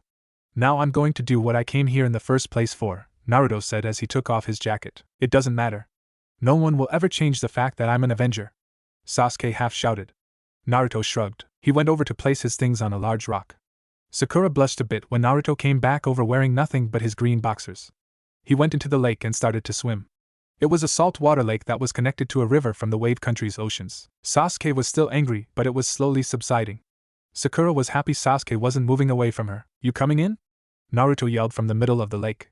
Sakura took a few steps and sat on a rock, letting her feet get wet. Sasuke just stood there, lost in his thoughts of destruction. "Well, that went well," Naruto said to himself before diving to find what he was looking for. At the bottom he found what he wanted, some very shiny shells and quite a few oysters. He grabbed as many as he could carry then started to surface. Once his head broke into the air, he swam back to shore where a curious Sakura was sitting. "Shells and clams, dobe?" Sasuke asked, coming back to reality. "What are they for?" Sakura asked, picking up a silvery blue shell. "Hinata, I'm giving her a gift," Naruto said as he grabbed a stick. "Oh yeah, What girl wouldn't want clams? Sasuke said, looking at the oyster. First of all, they're oysters, and second, it's the inside that counts, Naruto said as he popped open an oyster, revealing a pearl. Sakura instantly went into girly mode. Ah, that's so sweet, she said, imagining Sasuke giving her a pearl necklace, pearl earrings, etc. Why don't you just buy one? Sasuke asked, calmly forgetting the earlier events. I don't have enough money, so I'll do the next best thing. Pfft. Who needs love? Sasuke said, more to himself than his team. Naruto sighed at the comment before turning to see a square rock. Naruto looked at his teammates, and jabbed a thumb at the rock. Sakura giggled, still lost in thought, and Sasuke raised an eyebrow. Well, whatever, I'm leaving, Sasuke said and began to walk off. Sasuke, wait for me. Will you maybe do something with me? Sakura screamed as she ran after Sasuke. Hey! Don't leave me all alone with the totally unsuspicious square rock with eye holes. Naruto yelled sarcastically. He turned to the rock and sighed. And you would be? Naruto asked. As if I didn't already know. You're very good to have noticed me. Just what I expected from you, boss. And with that the rock blew up. Konohamaru started to cough and hack from inhaling the smoke. I want you to Choge teach me how to do what you did to Choge the Hokage and Irika. The kid whined. On one condition, Naruto said, closing an eye. Okay, what? Konohamaru asked eagerly. Help me open these oysters to get the pearls, Naruto said happily. The kid blinked. He was expecting something hard to prove he could do it. After collecting the things he needed and putting the pearls and shells in an inside pocket, he began the long process to train Konohamaru to do the sexy no jutsu. It took a few hours for him to get it right. Naruto grinned in remembrance. He may have been 23, but, thanks to that jutsu, infiltration missions were a breeze. Thank the heavens for perverted men. After he perfected the jutsu and a few lectures from Naruto on why he wanted to be the Hokage, Ebisu showed up. Ah, there you are, young master, he said, jumping down from a tree. You must come back with me imminently to continue your training. Konohamaru then transformed into his version of the sexy no jutsu. Ebisu got a small nosebleed, blinked, and then went on to grab Konohamaru. Naruto made about 30 clones and transformed them all. The poor man flew back with a massive nosebleed. Wow, that was amazing, boss. The kid yelled as Naruto walked over to where Ebisu flew. That was disgraceful, the fox said as he examined the unconscious man. Hey, don't want to change history too much. I just want to help the good get here faster, Naruto thought to Kyuubi. Naruto soon left the lake and went home to make the necklaces for Hinata. It was dark when he had finished and set out to find her. It didn't take long for him to find her. She was in a training ground beating up a stump. Hey Hinata! He called, causing her to jump. Oh. Hello Naruto, she replied, blushing. I got a surprise for you, Naruto said happily. Hinata's whole face went red. What is it? Hinata asked excitedly, though it sounded more nervous. Naruto then brought out a small thing wrapped up in tissue. Hinata took it and gasped aloud when she saw it. I'm going on a long mission, now you'll have a part of me with you. I hope you like it. I made it myself, so it's like I put my heart and soul into it, Naruto said, smiling. Naruto had strung the pearls in between the pieces of multicolored shells. At the front there were 3 aqua pieces of shell. Needless to say, her voice abandoned her. She put it on and turned bright red as she did so. Thank you, was all she managed to stammer out. Glad you like it, Naruto said. Let's do something when I get back, Kay? Hinata nodded and Naruto turned to leave, but then turned back to face Hinata. Hinata blushed even more at this. Almost forgot, he said as he moved in closer. Hinata felt her face burn up as he moved closer and closer. A new type of tomato was formed as she felt what she had always dreamt about feeling one day. Naruto had kissed her. It was on the cheek, but that's all the proof she needed. Finally she knew, he liked her too. Naruto then turned to leave, grinning like a madman. He was still smiling when he got home. Hinata, however, stood dazed for a bit before fainting, still bright red. As soon as Naruto got home he began to pack. Colorful language filled the air since Naruto was slowly realizing he didn't have half of what he wanted. He simply packed everything that was required with a few snacks, along with a few other things that he thought might be useful. As soon as he was packed he went into the happy bliss known as sleep. He woke up the next morning greeting the sun's rays. Grumbling, knowing the fact that he wouldn't be able to get any more sleep, he sat up. Damn son, it won this round, he said through a yawn. He stripped off his pajamas, took a shower, bashing into a wall on the way, got dressed, and ate breakfast. Making sure everything was good to go, he left. He dropped his key off to Irika by slipping it through the mail slot before rushing off to the village gate to meet his team. He only had to wait 20 minutes for his team to arrive, then only another 10 for Kakashi to come with Tazuna. Once they were all there, they went over some things before leaving. The beginning of the trip turned out to be boring. Naruto was going over what had happened last time on the mission. He had to smile at how naive he had been. He began to meditate while still walking, a trick he had learned from Lee. Lee had also taught him how to sleep while running, a trick which he was thankful for when traveling extremely far distances in short periods of time. However, it didn't last long. He soon heard a rustle in the bushes. He smirked, remembering the demon brothers of the mist. He opened his eyes and spotted the puddle in the middle of the road. An idea pulled into his head. You guys go on a bit. I gotta take a leak, Naruto said to his team. Idiot, don't tell us this. Sakura yelled as she went to punch him on the head. Naruto was about to dodge but then stopped himself. Sakura stomped away happily, seeing the bump she had inflicted. Naruto grinned evilly at the puddle and took his leak. Kakashi was watching Naruto from behind him, feeling sorry for the guys who he knew were hiding in there. Oh well, can't be helped, he thought. The demon brothers were beyond pissed. They were going to take out the Jounin first, but the kid just changed their minds. They'd kill this brat first. When Naruto started to walk away, the demon brother who was in the puddle came up and out, eye twitching with a deranged look on his face. I'll kill you for doing that, brat. He yelled as his brother jumped down out of the tree. Naruto put on his innocent face, then looked back at Kakashi. There was a guy in the puddle? He asked, innocent face on. When Kakashi nodded, his team all made disgusted faces. Naruto looked as if to say their fault, not mine. He was about to turn back around to fight them when he felt the cold metal wrap around his body. Kakashi had never been so worried in all his life. He was worried for his student. Annoying though he may be, he'd never hear the end of it if he got killed. Kakashi was about to run when the brothers pulled tight the chains. The metal bit into Naruto's flesh, blood slipped down them and onto the ground. The two pulled tighter and tighter until the chains were no longer visible, being deeply embedded in flesh. When Naruto slumped over, the two dropped him, completely mangled. Naruto! Kakashi screamed. Naruto! Sakura yelled, tears beginning to well up in her eyes. Idiot! Sasuke said loudly and angrily, but his voice held a hint of remorse. Poor kid! Tazuna gasped. Kakashi closed his eyes, then hung his head, knowing he had lost one of his first students. When Naruto slumped over, the two dropped him, completely mangled. Naruto! Kakashi screamed. Naruto! Sakura yelled, tears beginning to well up in her eyes. Idiot! Sasuke said loudly and angrily, but his voice held a hint of remorse. Poor kid! Tazuna gasped. They all had a mix of emotions. Anger and sadness. Nuh! He was so young! Was heard from behind them. They turned to look. Sasuke's eye began to twitch. Why are we all yelling? Naruto asked, confused. Now they all had a different mix of emotions. Anger, wanting to punch Naruto's head in for making them worry, and hugging him for being alright. We thought you got yourself killed! Sakura screamed. Ah, you care! Naruto said somewhat sarcastically. They all looked back to where they thought Naruto was and heard a loud pop. The mangled Naruto disappeared in a puff of smoke. Kakashi then decided to attack the demon brothers. He quickly knocked them out, tied them up, then came back over. How were you able to do that? Sakura asked. It was just a clone with a replacement jutsu, Naruto whined. Kakashi raised an eyebrow. Naruto, that was a very advanced clone. That clone even bled before it disappeared, he said lazily. I was informed you could do Kage Bunshin, but what was that? Naruto rubbed the back of his head. I call it a chakra Bunshin, Naruto announced happily. Interesting, Kakashi said before turning to Tazuna. We need to know some things from you, Kakashi said, causing Tazuna to flinch. We need to know if that was ninja attacking ninja or if it was you they were after. Tazuna sighed and told them his story and why he had lied. Kakashi then explained that the mission just went up to AB rank, and also said they should turn back. But after some group protesting, he caved in and allowed the mission to still be on. They began walking again, but this time Naruto was explaining the chakra Bunshin. You said that you called it a chakra Bunshin, right? So that means it's of your own invention, Kakashi started, stressing the you called. Naruto nodded. Yeah, when I learned the Kage Bunshin I realized they were solids, which made me think it would be so cool if they could last as long as I wanted and take more than one hit. So that's what I did. They can even somewhat think on their own, which makes it a lot easier on my part when I need to coordinate them, Naruto said while smiling proudly. That could be quite handy. I'll have to watch for the hand signs. Maybe he'll let me copy it, Kakashi thought. I even learned how to make them without hand seals so I can do it without the enemy seeing, Naruto said, making Kakashi look disappointed.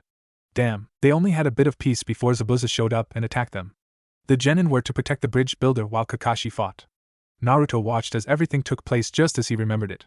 Soon enough Kakashi was imprisoned inside the ball of water and Zabuza had sent a few water clones their way. Naruto made about 100 Kage Bunshins and sloppily punched at the water clones.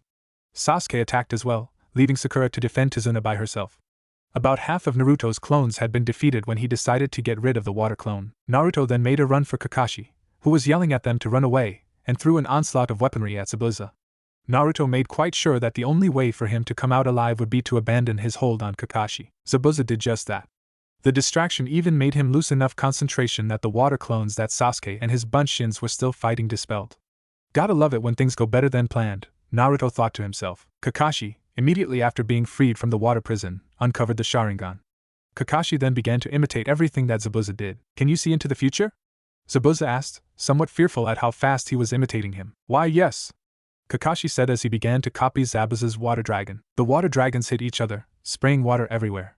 Zabuza went to attack again but was stopped when Saban needles pierced into his neck. There's good old Haku, Naruto thought as he spotted him. I've been tracking him for a while now.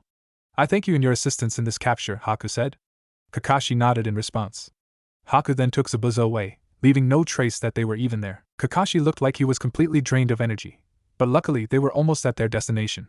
Once they got to Tazuna's place, Team 7 helped their sensei up the stairs so he could rest. They all had different outlooks on their current situation.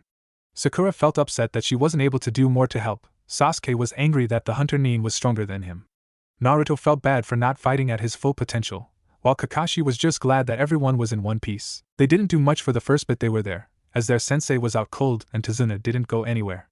Sasuke spent most of his time brooding in a corner, while Sakura and Naruto talked with their client's family. When Kakashi did wake up, though, they went out to do the tree climbing exercise. Now, let's see how we can have some fun with this, Naruto thought as Kakashi explained how to do it. He then climbed up the tree, crutches and all, and hung upside down off a branch, sticking to the bark with his chakra. I want you to get to the top of a tree only using your chakra and by channeling into your legs and feet. When it was their turn to try, Sakura made it up on her first try and Sasuke got up about 2 steps before falling back. Kakashi turned to Naruto expectantly. Come on, Naruto. I understand that chakra control isn't one of your strong points, but Kakashi thought for a moment. I bet Sasuke can do it easier than you, he said, knowing of their rivalry from Irika. But I don't wanna. Naruto yelled childishly. Come on, Naruto, Kakashi said, rubbing his temples. No. I don't wanna. Naruto yelled, crossing his arms on his chest, giving a pout. He could hear the fox laughing to no end in his mind. Naruto turned away from Kakashi so he wouldn't see him smile. Quit being a baby, dope, Sasuke said, standing up. I said I don't wanna. Naruto screamed childishly before stomping off. Kakashi went after him. He didn't have to go far. Oh, for the love of Kakashi said, smacking his head as he found the blonde. Naruto was standing in the middle of a river, on top of the water. Kakashi grumbled about stubborn know-it-all brats. That's great that you can do that, Naruto. Now let's go take a nice walk on the trees, Kakashi said. Fine, if he wants to act like a child then I'm going to treat him like one. Kakashi thought angrily. I don't wanna, Naruto said simply and turned away again, trying not to laugh. Come on, you can show Sasuke up if you make it up the tree before him, Kakashi bribed. No, was the simple reply. Fine, ultimate bribe. I'll buy you a bowl of Ichiraku ramen when we go back to Konoha, Kakashi coaxed. Back at the trees, Sakura and Sasuke's sweat dropped. They were high enough in the trees so they could see everything and they were talking loud enough they didn't need to get any closer. Sasuke, do you know of any good happy hotels? Sakura asked. If you find one let me know, we'll send him there and split the costs 50-50, Sasuke said. Nope, won't work, Naruto said happily. Kakashi glared. Fine, we'll do things the hard way. Kakashi then went over to Naruto, grabbed him by the back of his shirt collar, and began dragging him back.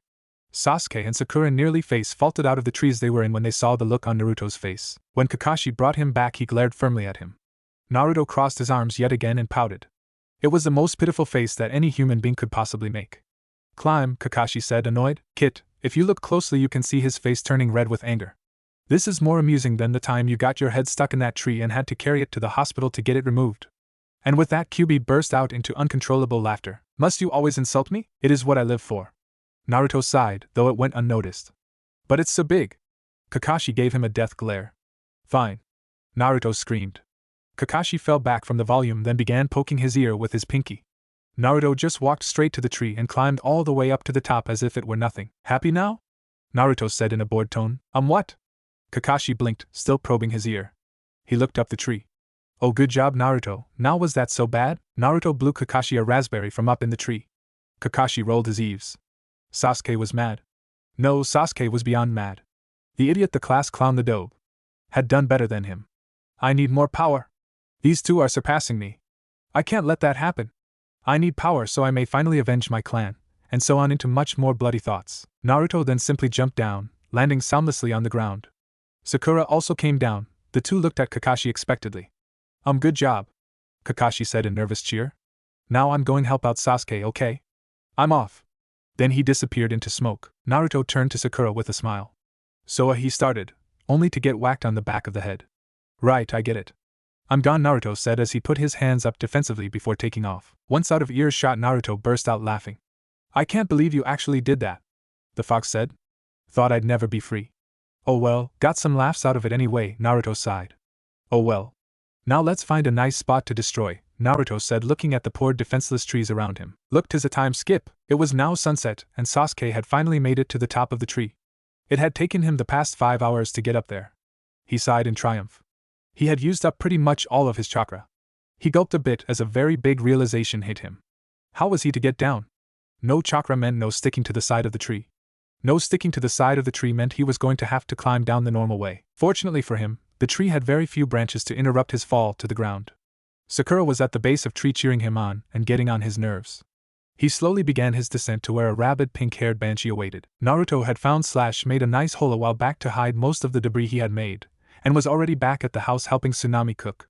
Naruto left no proof behind that he had been training in the spot by the river, unless, that is, you count the huge gaping holes filled with branches and mud. Yep, no one would ever know he was there. When Sasuke and Sakura had gotten back, the dinner was already on the table. Everyone had just sat down to eat when the two got in. I hope you all like it. It isn't much, but at least we won't go hungry, Tsunami said as she sat down at the table.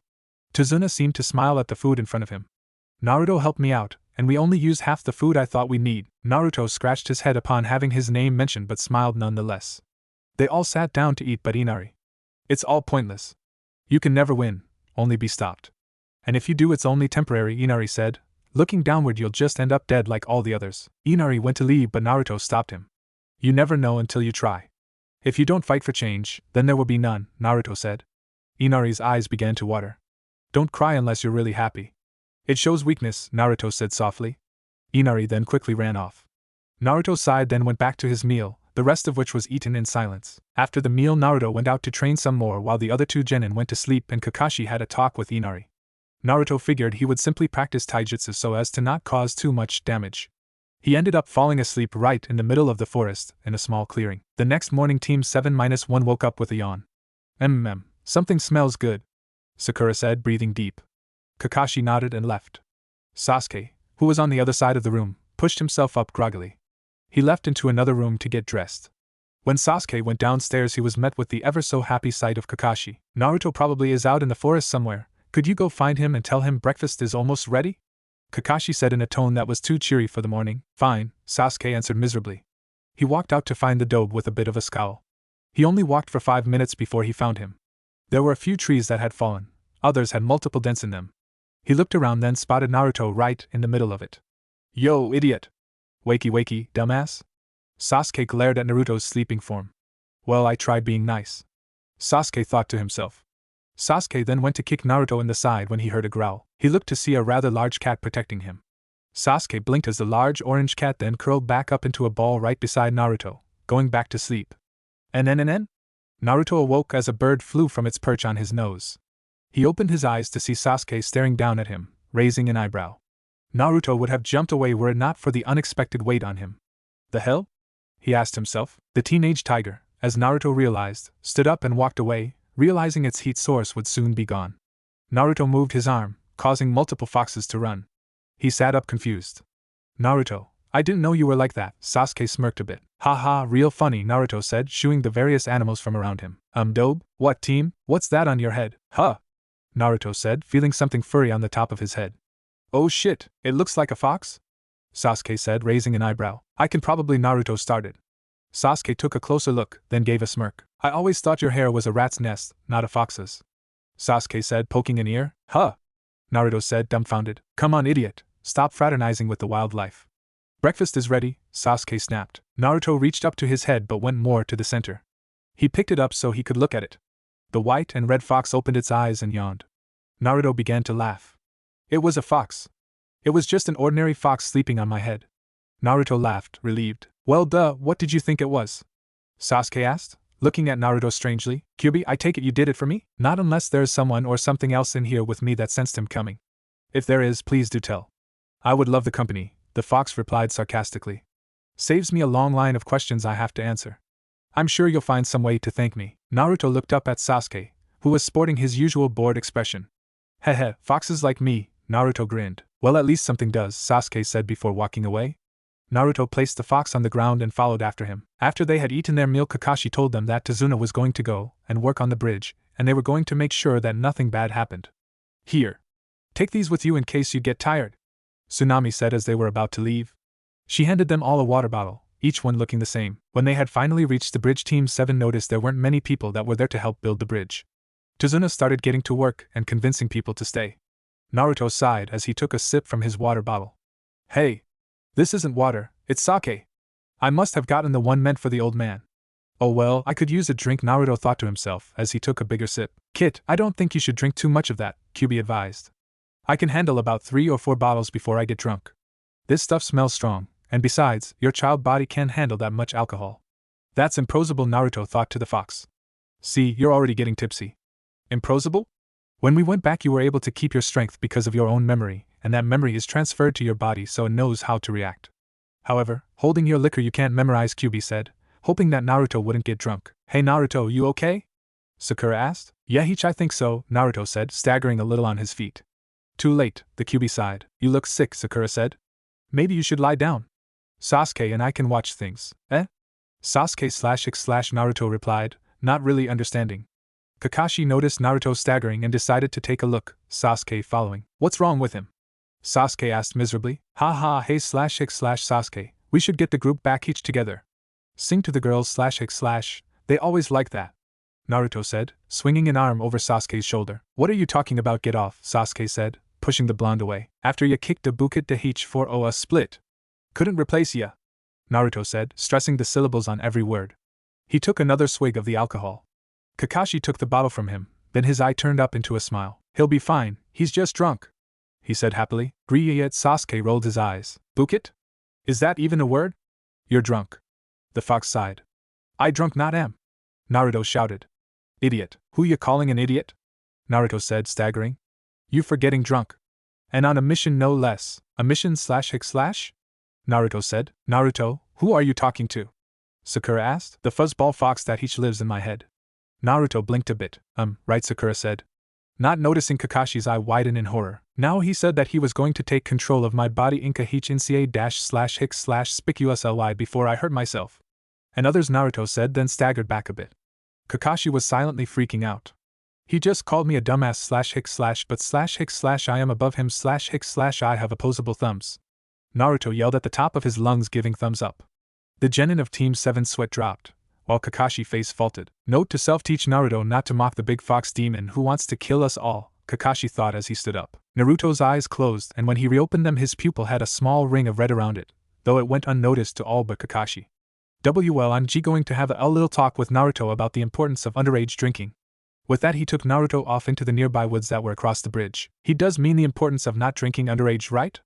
Sakura asked Sasuke, but saw he was already walking back to Tazuna. Kakashi had Naruto/Kyubi by the wrist, and was doing his best to stay calm. What are you going to do with Naruto? Are you going to use his body to get revenge on Konoha? Kakashi said, trying his best to hide his fear and uncovering the Sharingan. Kyubi raised an eyebrow. I would do that, why? He said calmly. This comment startled him. Why, you're not going to kill my team, Kakashi said as threateningly as he could. No, I am not going to harm, maul, or kill anyone in any way, Kyubi said, getting annoyed. The only reason I'm taking control of the kid is because the last time he got drunk let's just say he wasn't allowed anything pointy for a while. Kakashi gulped. He was finally going to ask the question that had been plaguing him for 12 years. Why did you attack Konoha 12 years ago? Kakashi asked, a little calmer now. Kyubi looked him straight in the eye, startling him. I was just passing by in a forest that surrounded your village. I had shrunk my size, so I was no larger than a big dog. A few leaf ninjas spotted me and thought I was sneaking towards the village to attack. They attacked me. I tried to evade, but I wasn't quick enough as I was. I thought I could cover more ground if I had bigger paws, so I went to my normal size. That's when the village sounded the alarm. I was being attacked by nearly everyone I saw. So I was labeled by everyone as a threat. I attacked, hoping that everyone would just leave me alone. I was then confronted by the Hokage, who sealed me into this kit. So you did have reasons other than just wanting a bloodbath, Kakashi said, more to himself than the fox. I could only stay on the defensive for so long. Kakashi nodded. Now that I know the story I understand, Kakashi said, bringing his forehead protector back down. The kid will be out of his drunken stupor soon, thanks to my healing powers, Kyubi said, and Kakashi nodded, still wary of the kitsune. So then, Naruto knows? Kakashi said. Kyubi Naruto gave him a look that let an unspoken duh hang in the air. How long has he known? Kakashi asked seriously. Since he was 12, but I can't exactly say that, the kitsune thought. Since he was, 4, Kakashi's eye widened in surprise. The boy knew all this time? And yet his voice trailed off. How did he find out? Shit, damn, the kid's better at thinking up lies. Well, he fell asleep during a meditation thing he was doing trying to open his chakra paths, and when he fell asleep he was brought to me, the kidson said, shifty-eyed. Naruto will have to come with me to the Hokage when we get back. QB Naruto nodded. Naruto is sobering up a little. Kakashi nodded. QB Naruto closed his eyes, and when they reopened they were once again pure blue. I now have a hangover. Perfect, Naruto said, holding his head. He looked up at a somewhat startled Kakashi. Naruto blinked. I can explain? Or pay for whatever I broke? Naruto offered. Kakashi shook his head. It's not that. When you found out about the QB, why didn't you tell anyone that you knew? Naruto hung his head as if in shame. QB! What did you tell him so I can add to it, and not have two different stories? You first met me when you were 4 during a mediation exercise when you fell asleep. I didn't want it to spread. After I woke up I felt relieved. I finally knew why everyone hated me, yet I didn't want anyone else to hate me. Kakashi nodded. After we get back to Konoha we will have to tell the Hokage, Kakashi said calmly. Naruto nodded. Now, let's go back to the others. Back on the bridge, Sakura was hopelessly trying to get Sasuke to notice her by following him around like a lost puppy and talking his ear off. Sasuke was getting annoyed and was actually hoping the blonde idiot would get back soon. Sasuke let out an aggravated sigh, hoping Sakura would leave and go do something else. Message not received. Sakura just kept talking. Finally he saw Kakashi and Naruto walking back. He sighed again only to hear laughter. He turned around to see foggy mist setting in over the bridge, limiting his vision. Kakashi and Naruto had run over and Kakashi was now in front of his students and the builder. So here we are, it's our rematch. Zabuza came out of the mist and stood close enough so his figure was made out in the fog. And this time I won't underestimate those brats. He yelled as Haku jumped behind Sasuke and Naruto. Sasuke immediately started attacking Haku, pushing him back deeper into the fog and away from Kakashi and Zabuza. Sakura! Protect Tazuna! Kakashi yelled as he started lifting his headband, showing his Sharingan. They then began to battle. Sasuke had gotten a few hits in on Haku, but Haku had the upper hand. You are quite good. However, what I'm about to do next will be the last thing you see, Haku said calmly as he brought his hands into a seal. Secret Jutsu. Crystal Ice Mirrors. Sasuke looked around as several rectangular blocks of ice rose up and had an image of Haku on each one. Hey Sasuke! Naruto yelled from the outer side of the ice. The next thing he knew Naruto was right in front of him, about 3 inches from his face. Look, I snuck in here to help you out. Naruto said happily. Idiot, Sasuke muttered. Don't worry, I'll be helpful. Naruto somewhat pouted. Now, while they're distracted, Haku thought as he threw a Saban needle at Sasuke, hoping to hit his lower spine. However, at the exact moment the needle left Haku's hand Sasuke started to stand up. The needle then hit Sasuke square on the ass. Sasuke, feeling the pain, jumped forward right into Naruto. The two friends met in an unfortunate experience. As the two broke apart they began gagging, holding their throats. You son of a bitch! Naruto hollered. You jackass! Sasuke yelled back. Ick. I thought I escaped that misfortune when I just sat in a seat in class. Naruto thought, spitting. Best not tell anyone about it, your wife might think you were cheating on her. The fox burst out laughing. Haku was finding it quite hard to stay calm and composed watching the whole scene. I can't believe you just kissed me! Naruto screamed. Haku couldn't take it anymore. The looks on their faces were getting to him. Naruto looked at a mirror. You're enjoying this, aren't you? You bastard! Haku couldn't help it. He was losing control of his mirrors. Naruto had walked back to Sasuke and was holding him by the front collar of his shirt. This never leaves the dome, Naruto said to Sasuke, who could only nod. Haku lost control of his mirrors completely. The images shattered and the real one fell from the one he was in, which was right above Naruto. Haku fell on Naruto, knocking him forward. Sasuke lost his balance and fell backwards. Naruto, after recovering from his shock, sat up on Sasuke. You gay bastard! Naruto and Sasuke both yelled. You kissed me again! Naruto screamed at the top of his lungs. Naruto turned to Haku, who was rolled up into a ball laughing. I swear to God I'll beat you to a bloody pulp for this, Naruto, Sasuke said, getting Naruto's attention. Naruto asked. Will you get the hell off of me? Sasuke yelled. Naruto then realized the position that he and Sasuke were in. AGH. Naruto yelled as he stood up away from Sasuke. This gave Haku only more to laugh at. The two turned to him. Sasuke's anger kept rising. He could see red. Literally got some rope? Naruto asked through gritted teeth, taking notice that Sasuke's Sharingan was activated. Sasuke nodded and handed Naruto a long rope. You are going to get so much done to you! Naruto yelled as he started to tie the hunter Nin up. Haku had stopped laughing but was in a stupor when Sasuke punched the Nin in the head. Outside the icy dome, Kakashi, Tazuna, Zabuza and Sakura had turned their heads towards where Naruto and Sasuke had run off, and were listening ever since they had heard the first yell. They were all still until the yelling stopped. Kakashi looked at Zabuza. Should we check on them? Kakashi asked. Don't change the subject. We're still fighting here. And besides, it sounds like they're getting along just fine. Kakashi looked somewhat disturbed at what the other man had said. In the current situation, it would be wise to choose your words carefully. Sakura looked thoroughly disgusted. Do I even want to know what poor Sasuke is going through? She asked herself. A sharp noise caught her ears. She turned to look towards her teacher, who was currently holding a glowing blue ball. Chidori!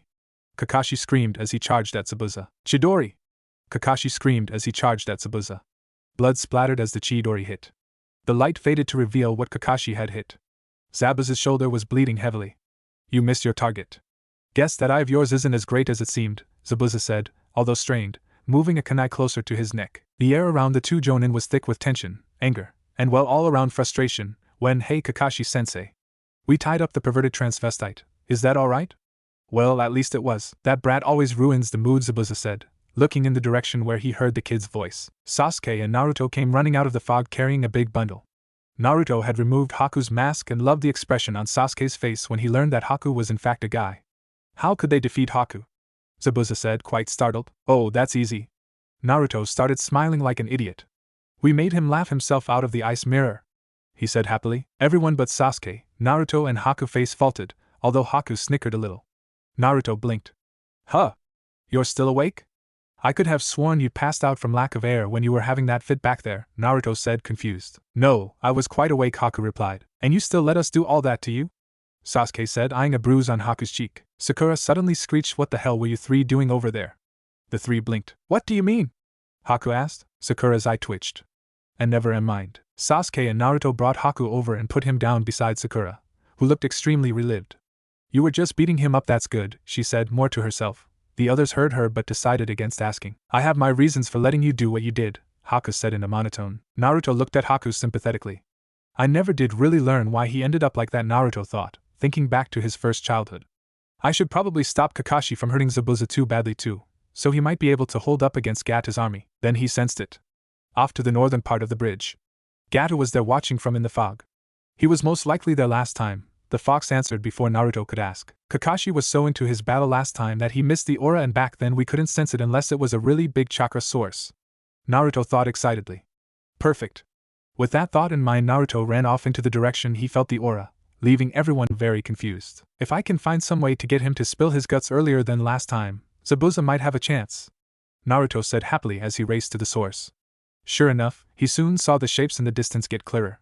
He was soon in earshot. When he gets killed by that Kakashi, we swoop in and finish the injured guy off, someone said. That fool, did he really expect Gata to pay him? This was his plan from the start, and he fell right into his trap, and soon he will be dead. Naruto recognized that particular voice as Gatu. Naruto smiled. That was easier than I thought it would be, he said to himself, tapping a microphone that was hanging off his shirt collar. He had dropped the earpiece on Haku when he ran off. With any luck they heard it, and Zabuza will. Naruto smiled even broader, seeing the fog lift. Then he laughed, seeing how far he had actually run in the fog.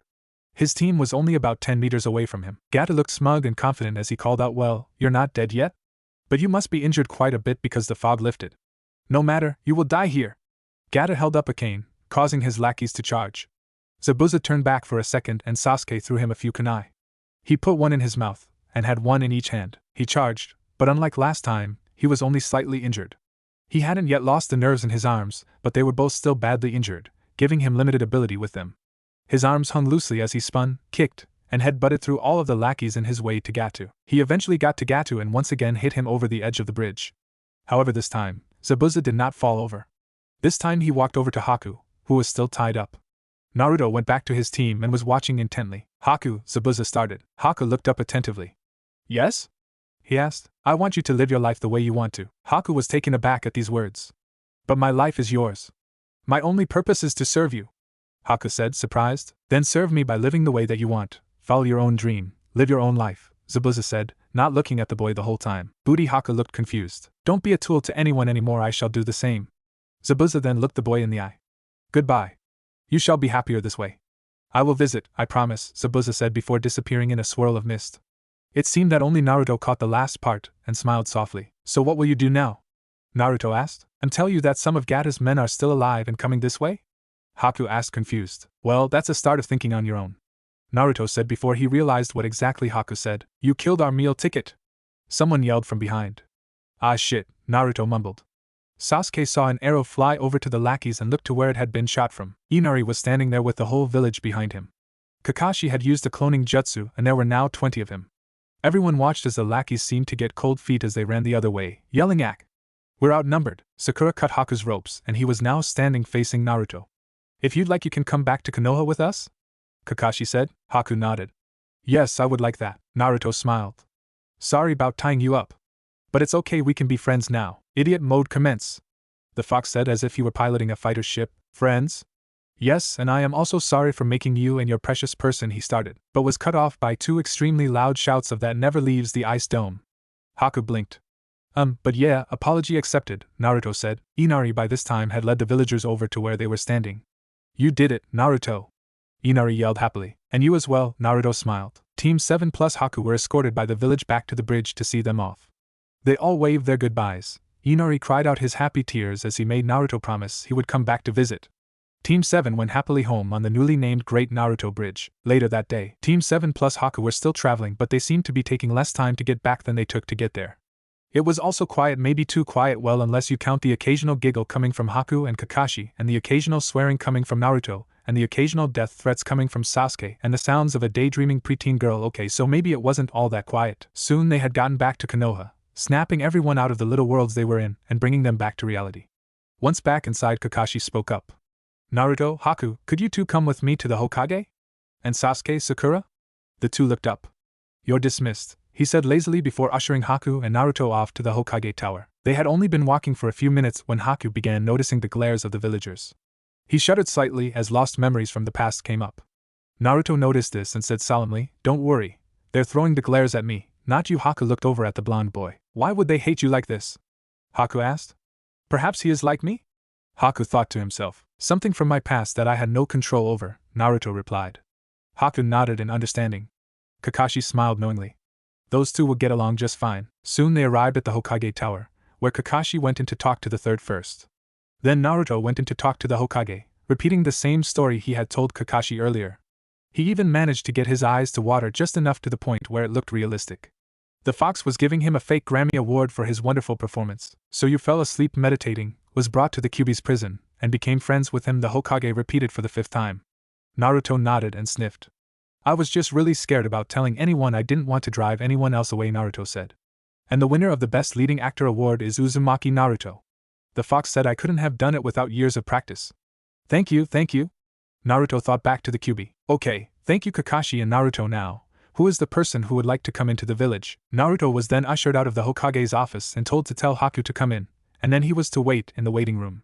After a few minutes Haku came out, but he had a leaf headband on instead of a mist one. Well, Kakashi started, the Hokage has decided to make Haku a genin.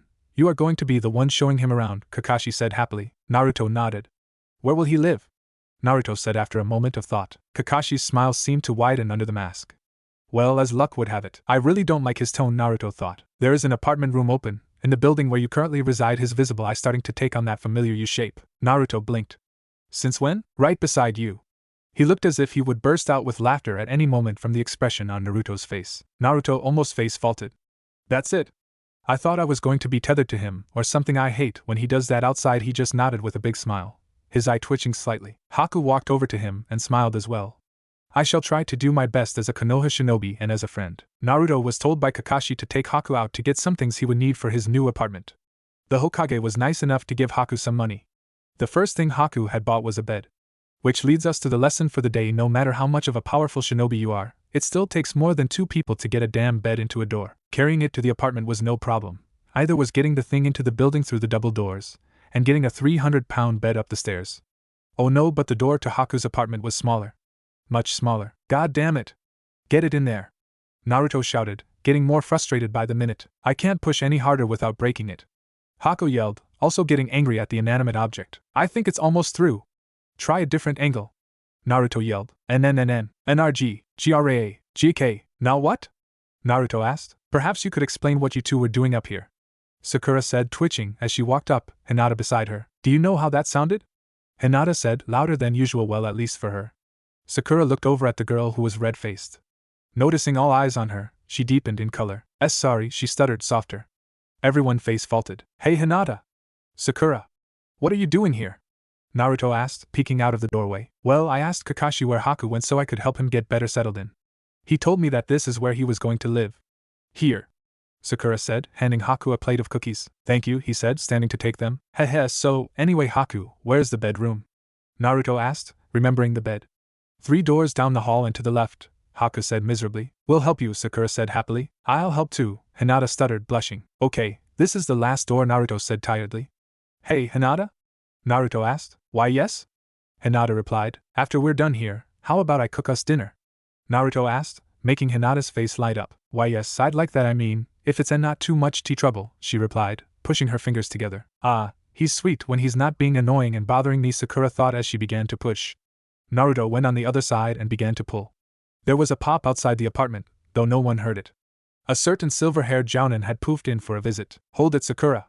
Stop for a minute, okay, move, no, you gotta push it in from there, Naruto said as Kakashi opened the door. Well, I could get it in if you would come over here and put some muscle into it, Sakura replied. And maybe we should all push it in together? Hinata suggested. Kakashi at this time was looking at them almost disappointedly. You know, Kakashi started, catching the four's attention. Kakashi smiled underneath his mask. Did you push that thing through all the other doors? Everyone nodded. Kakashi smirked under the mask. That thing can fold in half, you know. What? Sakura and Naruto yelled at the top of their lungs. Kakashi walked over to the bed and moved what was thought to be a decoration on either side, then, pushing the middle, made the bed fold in half. Want me to help get the rest of your things? Kakashi asked, seeming to get happier at the fact that everyone was glaring at him. Didn't I ever teach you to look underneath the underneath? He asked, turning his eye into a U. After a bit more glaring Kakashi, Haku and Sakura went off to find other necessities for Haku. Naruto was left with Hinata, not that he minded, of course. Naruto brought Hinata next door into his apartment. That fact made her spawn a new type of tomato on her face. How's seasoned chicken and rice sound? Naruto asked after a moment of searching through his cupboards. She nodded and began playing with her fingers and pursing her lips. Maybe he likes me? Maybe he really likes me? And more thoughts similar to that were going through her head. When the meal was done, they began to eat, Hinata all the while trying to refrain from doing what she had done last time he cooked for her, in the process making faces that Naruto couldn't help but smile at. You know, Naruto started, causing Hinata to jump in surprise. You should really let loose once in a while.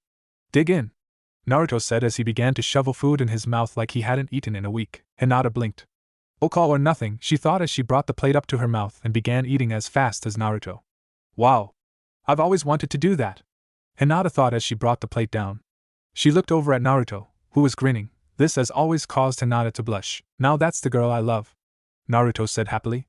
Hinata blinked. Love? She managed to stammer out. He loves me, was her last thought before she passed out. Naruto looked dumbfounded. Well, that was unexpected, he said to himself.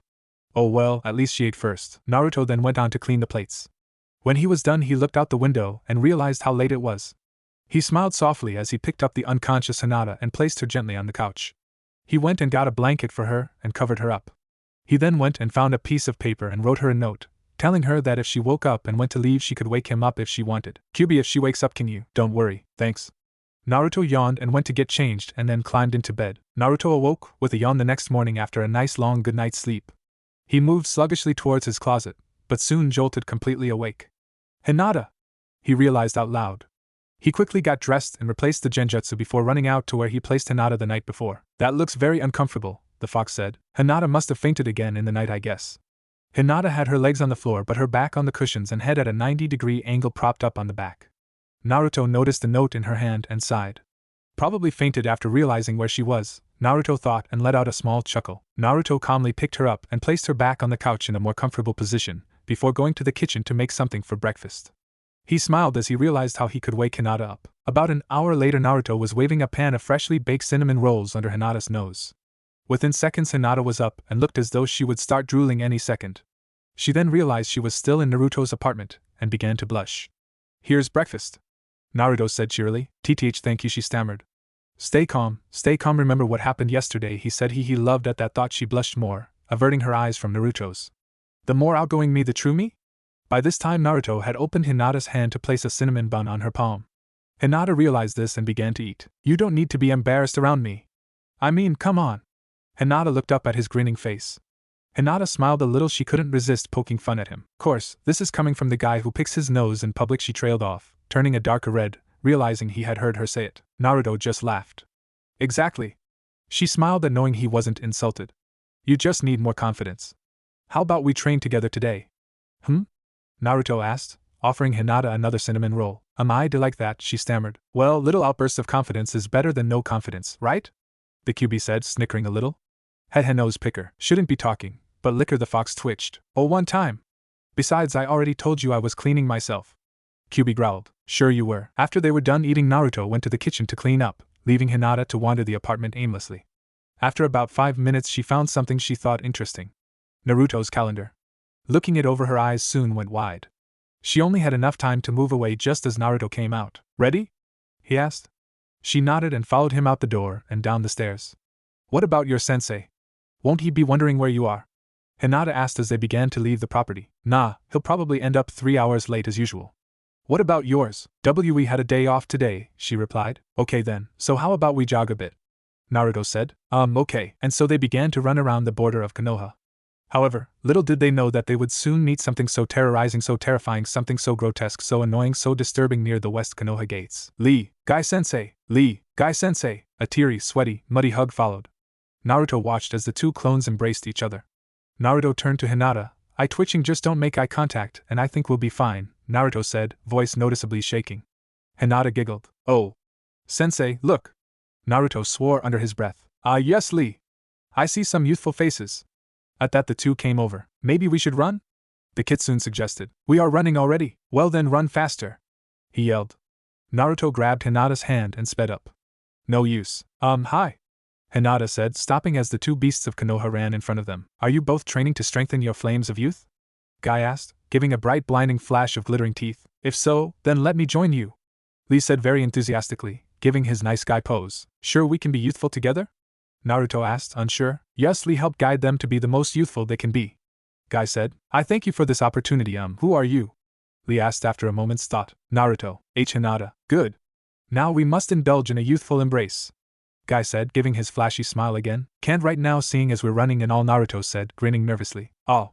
Yes, this is true. Then next time we meet we shall indulge in the youthful embrace of youth. One of them yelled.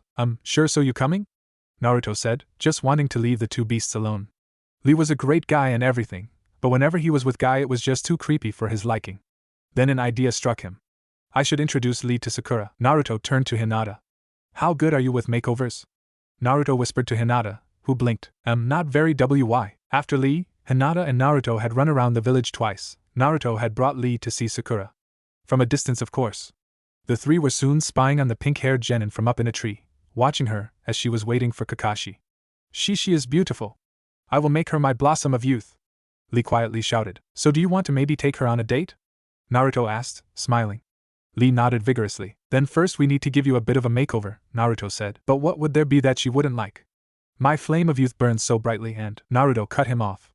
Not your personality, but well, comb the hair out of the bull shape, make tweezers your best friend, and put something on over the spandex, Naruto said, remembering what Sakura had done to Lee a few years from now, that is. Lee looked deep in thought for a moment. Okay. I will do it if it will win the heart of Sakura. YOSH. Hinata blinked. Good then, come on, I know who can help, Naruto said, leading Lee away. YOSH. Echoes were still being heard. Sasuke looked around but couldn't find the initial source. Sakura blinked and looked around nervously. Why do I suddenly have a really bad feeling?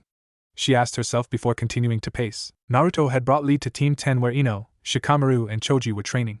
Hinata started to blush when Naruto called Ino over and she smirked an all-knowing smirk. So, we wanted to know if you could help give Lee a makeover, Naruto finished explaining. Just give me one good reason why I should do this, Ino asked, fuming. Naruto blinked. Well, so Lee can win Sakura's heart, and then you can have one less person out for Sasuke? He offered. Ino's eyes instantly lit up. I'll do it, you know, Naruto, you aren't half bad when you want to be, she said, slowly slipping into Dream World. TCH, women too troublesome, Shikamaru said as he lay down. Almost as quickly as she went into Dream World she was out and began telling the others what to do. Once again poor Lee's forehead became red. Luckily for him, Ino took care of that too. Shikamaru, who was being forced to help due to the fact that Ino wouldn't stop bothering him until he did, was watching Naruto suspiciously. It's subtle, yes, but he's definitely acting differently. He seems to have an air of power around him. Shikamaru sighed. Too troublesome to figure out why. Soon they were done and Ino was thanked. Lee looked stricken at his new image. If it will help me win Sakura's heart, then it does not matter. Why must he constantly shout? I'm getting a headache, the fox said. Nah, suck it up, or are you going soft? Naruto thought back with a smirk. I'll hold that against you in the future, the QB mumbled. Naruto just rolled his eyes. Lee had soon run off to find Sakura to woo her. Ino and her team went back to the training grounds, leaving Hinata and Naruto alone once more. They walked until they came to a clearing. And Naruto? Hinata broke the silence. Well, I was wondering if you could. Hinata started but faded out, blushing. What's the matter, Hinata? Could you? Yes? Out with it, girl. QB said, obviously annoyed. Fi. Remember what I said about being embarrassed, Naruto said, laying a hand on her shoulder. I want to spar. She finally got out. See? Okay, so to train we'll spar. Naruto smiled and jumped back, startling the girl. I wish to impress you, was her only thought as she closed her eyes momentarily. Please don't hold back. Be a Kugen. Naruto smiled. They got into a ready stance. Naruto held his ground as Hinata charged. She began striking furiously, making it so Naruto could only block. She got a hit square on his stomach and another on his chest by faking where she was going. She was about to try a hold which, in a real situation, she could easily kill her opponent with when WOHO. Alright Hinata, you can do it. Came from her left. She blinked and used her Byakugan to look. There, about 10 feet away, was Naruto, cheering. She looked back to the Naruto she was fighting. No difference in chakra? Which one's the clone? She then looked squarely at the one in front of her. It was waving before poof. When did you? When I jumped away from you. Hinata blushed. I always knew you were great, Naruto. The sparring went on for about an hour before Hinata became tired. Naruto gave her a few leftover cinnamon rolls before she told him he should get to his team. Naruto nodded and ran off, leaving a blushing Hinata. I hope I can find something by tomorrow, she thought to herself before she left the open clearing. Naruto got to the bridge to see an angry Sakura, more than likely because of Lee, and an extremely broody Sasuke as well as a scared-looking Kakashi. Naruto, you're not supposed to be later than me. I have a reputation to keep, you know, Kakashi said. Through the mask he looked as if he was pouting. Sorry Kakashi, but I knew you weren't going to be here for a while, so I went training with Hinata, Naruto said, shrugging. I just don't think that waiting around for you is very progressive, Sasuke snorted. Idiot does have a point. Yeah. Sasuke's right. Sakura yelled. Stop ganging up on me, Kakashi mumbled. Well, isn't that ironic? Thought he was the one who was trying to teach you that, the fox said in mock surprise. Naruto bit his lip so as not to laugh. You really should learn to be more punctual, Kakashi. A voice came in from behind and everyone turned to look. There, standing right behind them all, was a woman with long blonde hair, a purple diamond on her forehead and really big boobs, aren't you? Sakura started. Tsunade, one of the legendary Sannin. Kakashi finished for Sakura. Everyone stood somewhat confused, looking at the large-chested woman. Naruto had more of a surprised look than anything. Tsunade looked at the group in front of her, her eyes settling upon Naruto. The blonde looked her right in the eye and immediately understood. Her eyes held warmth that he had come to know very well and, more importantly, recognition. Also, Naruto noticed a longing in her eyes as though she wanted nothing more than to give him a hug. Indeed she did. Had Naruto been alone, she probably would have done just that. Long time no see, brat. Tsunade finally said after a moment of staring. Yeah, I know you, old hag, Naruto replied. Tsunade looked relieved for a brief moment from the reply, but quickly hid it. The only one that caught it was Naruto. I take it you two have met? Kakashi said, reading his beloved porn. Tsunade twitched at the sight of the book. Kakashi, she said, in an overly sweet voice. He didn't even look up from his book. If you do not start showing up earlier, I swear I will hunt down Jiraiya and make him stop writing those books, then burn your collection. Kakashi gulped slightly. Okay, so let's get right into today's training exercise. Now everyone run as fast as you can that way. Kakashi pointed to his left. Until we get to the wall, then we run on the wall sticking to it with chakra for 10 laps. Kakashi finished. Oh, and if I may, can I borrow Naruto for a minute? Tsunade said in her sweet voice. Kakashi flinched. No problem, he replied, then ran off after his students. Naruto laughed, before turning to Tsunade. He cleared his throat before giving the biggest grin he could. I come from the far-off future. I bring knowledge from 10 years ahead. Naruto waved his hands around, wiggling his fingers as he did so. Tsunade slapped her forehead. If I wasn't so happy to see you, I would have hit you for that. She glared. Sorry, I've been wanting to do that to someone for a while now. Naruto rubbed the back of his head. Tsunade shook her head. Just how did you end up back here anyway? I didn't see anyone else get sucked in after me, Naruto asked, raising an eyebrow. Tsunade closed her eyes. Well, after Orochimaru opened up that thing, you got sucked in. It closed after. Naruto nodded. I already know that, but that's still. Tsunade put up a finger to silence him. I'm getting to that, brat. Anyway, Kakashi had his Sharingan activated and copied the jutsu he used. Jiraiya classified it as a type of teleportation jutsu. He also picked up the Kyuubi's chakra. About a month later we tried to recreate the jutsu, and what Kyuubi did to influence it. We knew that you weren't dead, you were just somewhere else. We were hoping to bring you back. After we got everything recreated, almost all of us were drained of chakra. I was the only one who would have enough chakra left to survive the trip. We all secured ourselves, knowing it would suck us all in otherwise. I had a large rope tied to me on one end and to a tree on the other, but someone doesn't know how to tie knots properly. Tsunade twitched and started muttering death threats to Jiraiya. And so you got sucked in completely, Naruto finished for her. Tsunade nodded. We thought it was just a rip into a different dimension or something similar, and that it was unstable. We thought Kyuubi had used his chakra to make the trip safe. Had we known it was a time travel jutsu, Tsunade smirked. You would have gotten a longer rope, Naruto smiled back. How would you make a 10-year-long rope? Tsunade asked. Estimate? Naruto laughed. Also, I have good news and bad news about Hinata's pregnancy, Tsunade said, catching the boy's attention. Good news, everything is going swimmingly. Bad news? Well, it might be twins. Naruto shook his head. That's not really bad news. You're not the one who's going to have to give birth. The happy moment relaxed Naruto, though good things never last. Yes, Guy-sensei, I am feeling the burn. Yes, Lee, that is the flame of youth. I again apologize for hiding my spandex of youth. It matters not if you have found the love of your life. It seems you've been busy. Tsunade said, seeing Lee in his red forehead and somewhat normal-looking outfit. Naruto nodded. I try my best. Is it just me, or do they get louder each time we see them? Tsunade asked. Let's just hope they don't notice us. I really don't want a hug. Luckily for everyone's eardrums, the two passed. Tsunade and Naruto talked until Haku came over to them. He happily declared that he had gotten everything he needed in his house and that he had decided to take the offer Kakashi proposed to him when he helped him bring in all the larger items. Naruto explained who he was to Tsunade, who looked confused. But the best part was I even found a pet. I bought myself an Arctic hare at the pet store with my leftover money, Haku said. It was the pet I always wanted. I got it a cage to keep it in, too. At this point Kakashi, Sakura, and Sasuke were retuning from their training. AKA, run away really fast to avoid being turned into a mushy bloody pulp. At first the rabbit was somewhat scared when I was sticking my hands in there, but soon it came around to me. It took it a while, but it eventually relaxed. I think if I do that each day it will come around to me. The three out-of-breath joggers looked horrified. I really enjoy petting it. Haku finished. Why must you constantly put images in my head that I really don't want to be there? Sakura shuddered. Ah, but I like the images, Kakashi said childishly. Everyone inched away from Kakashi. I don't understand, Haku said, confused. I think it's better if you didn't understand, Naruto said, placing a hand on the boy's shoulder. I envy you for that, Sasuke said, shaking his head, placing his hand on the other shoulder. Later that night, after he talked with Tsunade some more, they got Kakashi to finally stop tainting Haku by explaining his choice of reading material to him.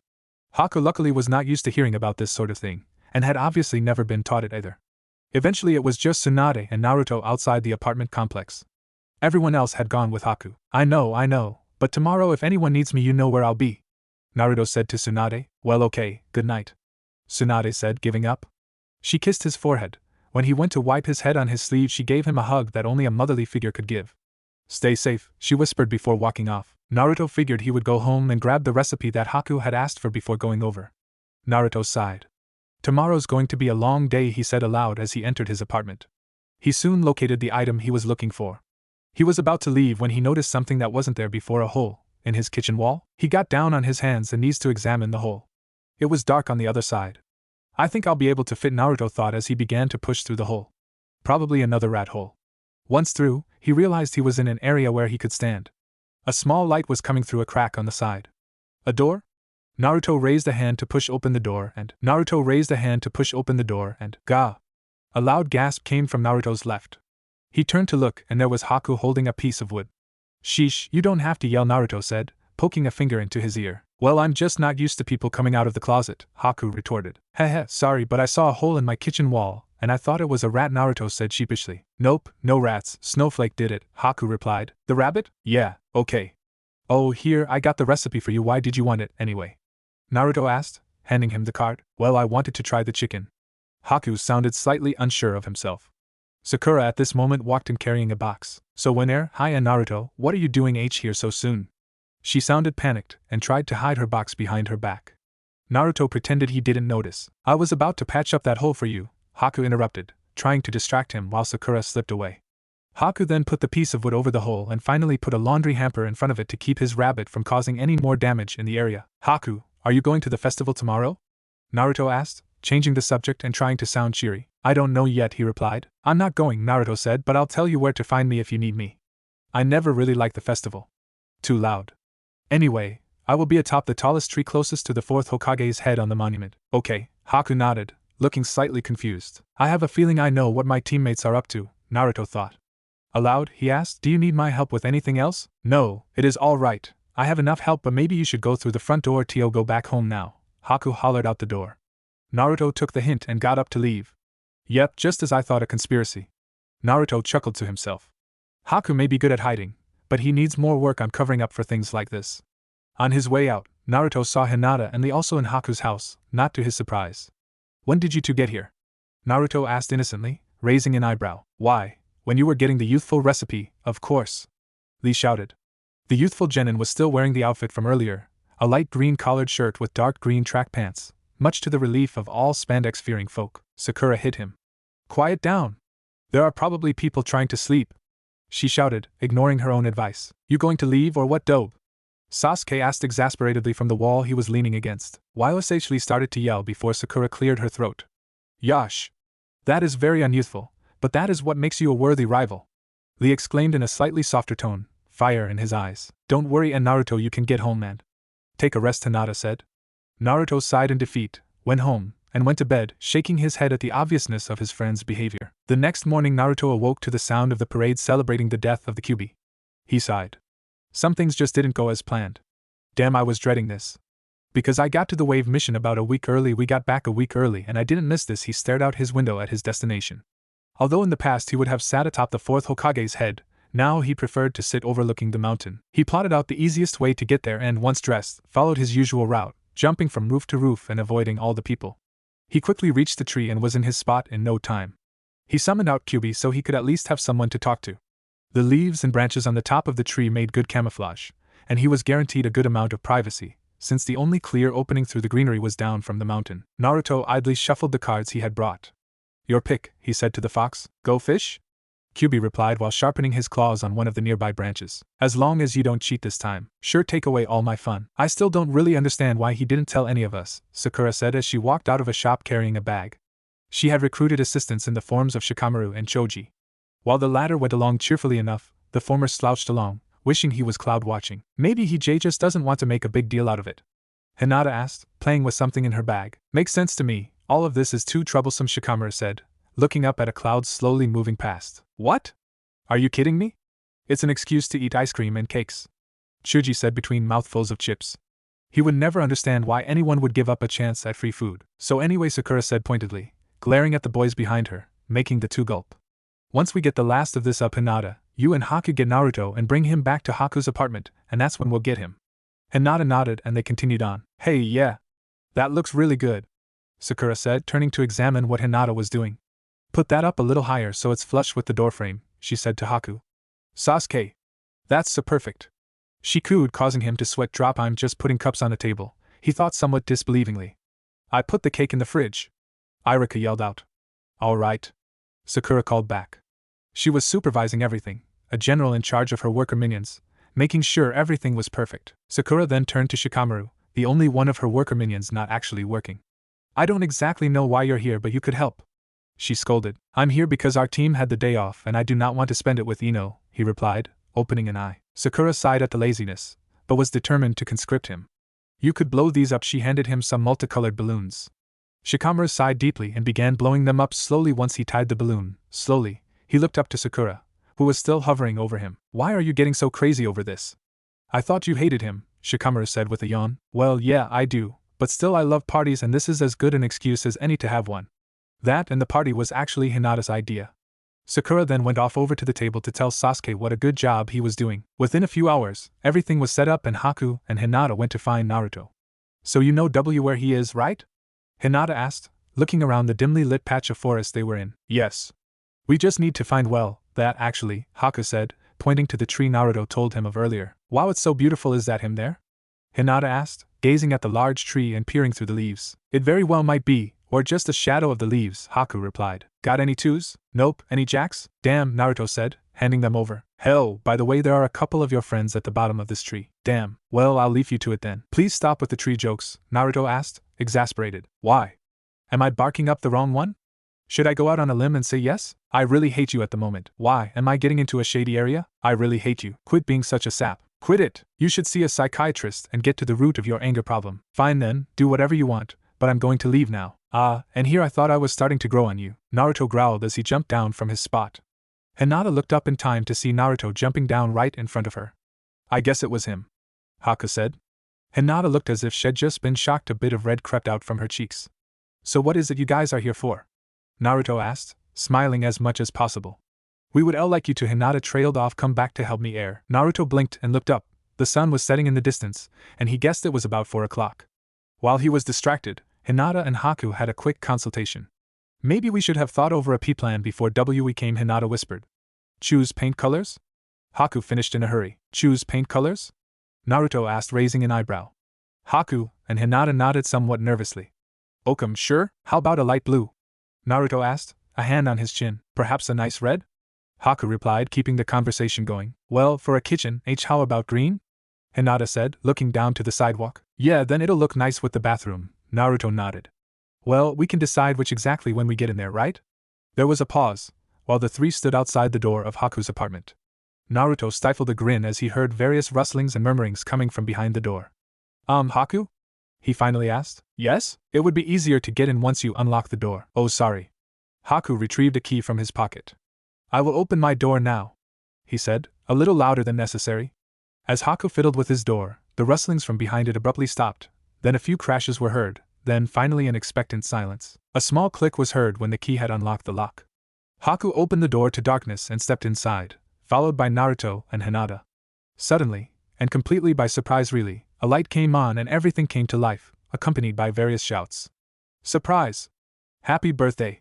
Woo zzz pop! Naruto blinked, or rather, twitched at the setup in front of him. Ere he started but was cut short. I saw why your birthday marked on your C calendar, and Hinata trailed off. I'm actually surprised Kakashi just popped in almost on time, Naruto said in amazement, causing everyone to turn to the perpetually tardy teacher. You're late!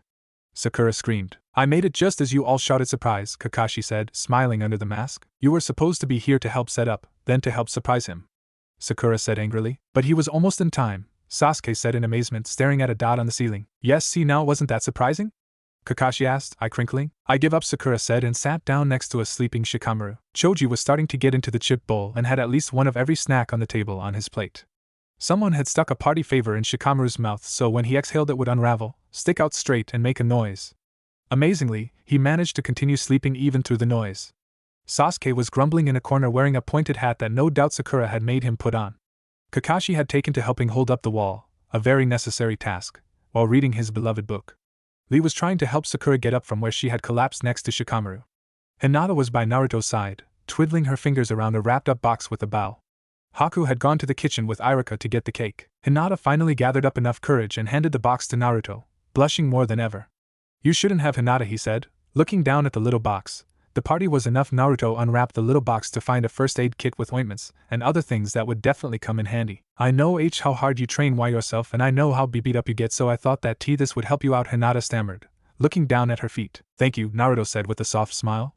Before Hinata could look up, she felt his arms slink around her waist, pulling her into a hug. When she did look up, in surprise, Naruto kissed her on the forehead. Instantly she turned red and slumped over, passing out yet again. Wow, you're a real lady killer, Sasuke said, smirking. Naruto's eye twitched. Is it everyone's goal today to drive me insane with bad puns? Naruto asked the ceiling, getting some weird looks from the people there. The ceiling did not reply. Maybe you should let her lay down, Kakashi said, freeing up the nearby couch. Naruto placed the red-faced girl down on the couch, scratching the back of his head. I really hope she gets over that soon, he thought. It was then that the cake was brought out with its candles lit, and the chorus of Happy Birthday started, with everyone joining in. Minus Hinata, who remained passed out on the couch. And Shikamaru, who, when someone kicked him, almost inhaled the party favor stuck in his mouth and was too busy choking to sing. After the singing, Naruto was given a present that was signed from everyone, a ramen gift card with enough on it for a month's supply easily, even for Naruto. After that, everyone just talked, or slept, for the remainder of the night. Sakura, tired from her valiant efforts to organize everything, had fallen asleep on Lee, who was ecstatic that his love was touching him. Sasuke looked at the two with an almost relieved expression. After a while, people started leaving after helping to clean up. Lee awoke Sakura as carefully as he could before moving. Hinata had awoken on her own and had gotten another thank you from Naruto before leaving. Kakashi had put away his book and moved to awaken Shikamaru by pushing him until he opened his eyes. With a yawn and a stretch, he, too, was soon gone. Only Team 7 was left. Kakashi cleared his throat, getting his team's attention. So then, I guess I should be off. I want to meet you on the bridge at 8 tomorrow, alright? That includes you, Haku. Now that you're settled, you should be able to come too. And with that, he jumped out the window. He does realize that is about a 10-story drop, right? Haku asked, staring out the window Kakashi left from. If he is at the bottom of the building in a heap tomorrow, you'll know, Sasuke said in a monotone. Well, I guess I should get going. Sasuke, would you walk me home? Sakura asked, lacking her usual exuberance when talking to Sasuke. Sasuke sighed. I will walk with you until we need to go in different directions, he stated. Which meant to the street corner. Soon they too left. Haku had gotten some lettuce out of the fridge to give to his rabbit Snowy as he said goodbye to Naruto. As Naruto closed Haku's door behind him, he heard a voice say, well, that was interesting. Naruto glanced over his shoulder to look at the person in question. There stood Tsunade smirking. Heh, they gave me a surprise birthday party, and I learned that Haku can make almost anything sound disturbing, Naruto said, thinking back to one of the conversations he had with him that night. Well, you're making friends a lot faster this time. Naruto nodded. So I take it you wanted to wish me a happy birthday too? He asked. Yes, and give you this. She held out a box that was about an arm's length long. Naruto opened it and smiled. Thanks, he said sincerely. In the box was a cape almost exactly like his father's, as well as Tsunade's necklace. Since I know you can already do the Rasengan, I'll give you that as well. Naruto nodded his thanks. See you later, brat. And with that she was gone. Flashback. Okay, so we're supposed to raid this sound ninja camp, everyone got that? Alright, move. Kakashi said to Naruto, Lee and Sakura. The three nodded and moved out to the perimeter. They entered through an air duct that was located to the side that Lee had found. They moved quickly but silently. This is so gross, Sakura complained. Her teammates nodded in agreement. Naruto was in front of the line when he saw the target room. He motioned to his teammates, then quickly pushed open the grate. So nice of you to drop in. What took you so long? Kakashi smiled over the heap of Chunin. Where did? Sakura started. How the hell did you get here before us? Naruto yelled. The door was unlocked. It was in the briefing I got. He waved a few pieces of paper in front of their faces. I guess I forgot to tell you that. Oh, and before I forget, this place has also been abandoned for some time, so you really didn't need to sneak around too much. Kakashi was then beaten and bruised quite badly. End flashback. I see that perhaps I should have asked a more detailed question. Haku said in understanding. Naruto nodded in agreement. Well, if you want, I can hold him down while you beat him. Would that help? Haku smiled slightly. The two exited the apartment building and looked to their left to see if Kakashi was in a heap on the concrete below the window. Turns out him wasn't. He probably just stuck to the side of the building and walked down, but it would still be funny to see. Naruto mused aloud. Haku nodded in agreement. The bridge that Kakashi was talking about isn't that far from here, Naruto said, smirking. All you really have to do is follow that river over there. Naruto pointed off to the right where the river was seen between the trees. Oh, I see, Haku said, slightly embarrassed about not knowing. About 15 minutes later they were at the bridge. So why it is no one else is here yet? Haku asked after looking around. What time did Kakashi tell you to be at the bridge? Naruto asked. 6:30, why? Haku raised a brow at the face Naruto made. Well, then that means you had until 9 o'clock to get here, Naruto said through clenched jaw. He's always 3 hours late, so we just sleep in until about 2.5 hours after the time he said to arrive, Naruto said. However, I always wake up around 6-ish out of habit, so I usually train for a few hours or go shopping, whatever needs to be done first. So shall we train then? Haku asked. If you want to, but believe me, I won't go easy on you. And now I know your weakness, Naruto said jokingly. You're not going to kiss me, are you? Haku backed away slightly. No, Naruto managed to laugh out. For about an hour the two worked on hand-to-hand training. Then from then until Sakura showed up they were working on their jutsus and weapon precision. Naruto made quite a few of his shadow clones while Haku used them for target practice. Haku almost always hit the clone with his Senbon needles and Naruto purposely missed with his shuriken and kunai. When Sakura showed up, she was more than happy to take out a few clones for her target practice. When Sasuke arrived, he sulked in the corner until Naruto sent all the clones out to taunt him. Who knew that 100 Naruto clones singing "You can't hit us, nag na na na na na" while sticking their tongues out blowing raspberries could make Sasuke so motivated. He then took out every clone that came his way in any way he could before turning on the original. Before he could pound on the tired blonde, however, Kakashi appeared in his usual smoky way. Everyone turned towards the popping noise to see Kakashi. Naruto sat down and awaited his daily lie. I'm sorry I'm late, but I had to fill out all this really complicated paperwork to get you all into the Chunin exams, Kakashi said, rubbing the back of his head with one hand and holding a few papers in a folder in the other. Liar, oh wait, that sounds plausible, Sakura said, blinking in surprise. Naruto twitched slightly at the mention but kept up his happy demeanor. Wow, really, we're going to take the Chunin exams? Naruto jumped up, latching onto Kakashi's neck. Now I'll get to be even closer to my dream. Kakashi tried to pull the idiot off him but to no avail. Kakashi made a raspy gasping noise that sounded vaguely like air. Naruto released him from his grip and Kakashi rubbed his neck. Here, he rasped. Naruto took the folder that he handed him and opened it up.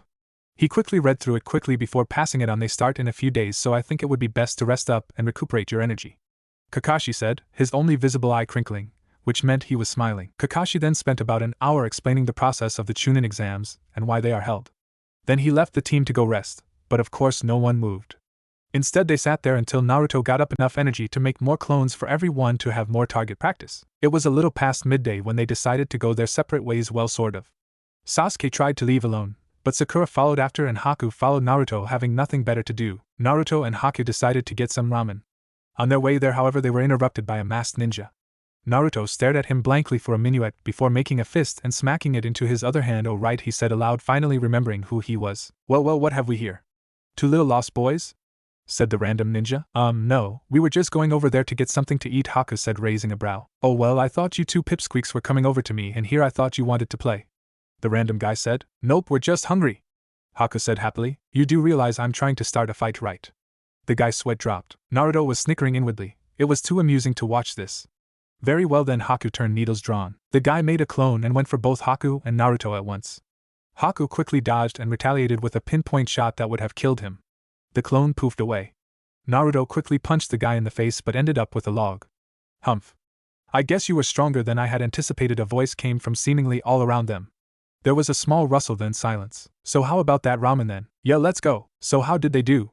Kakashi asked as a figure appeared behind him. Sakura's as bright as ever and Sasuke still rushes, and the figure came closer to Kakashi, and the moonlight illuminated his face. "But that Haku is extremely powerful and has pinpoint accuracy," but Naruto Iruka trailed off. Kakashi nodded.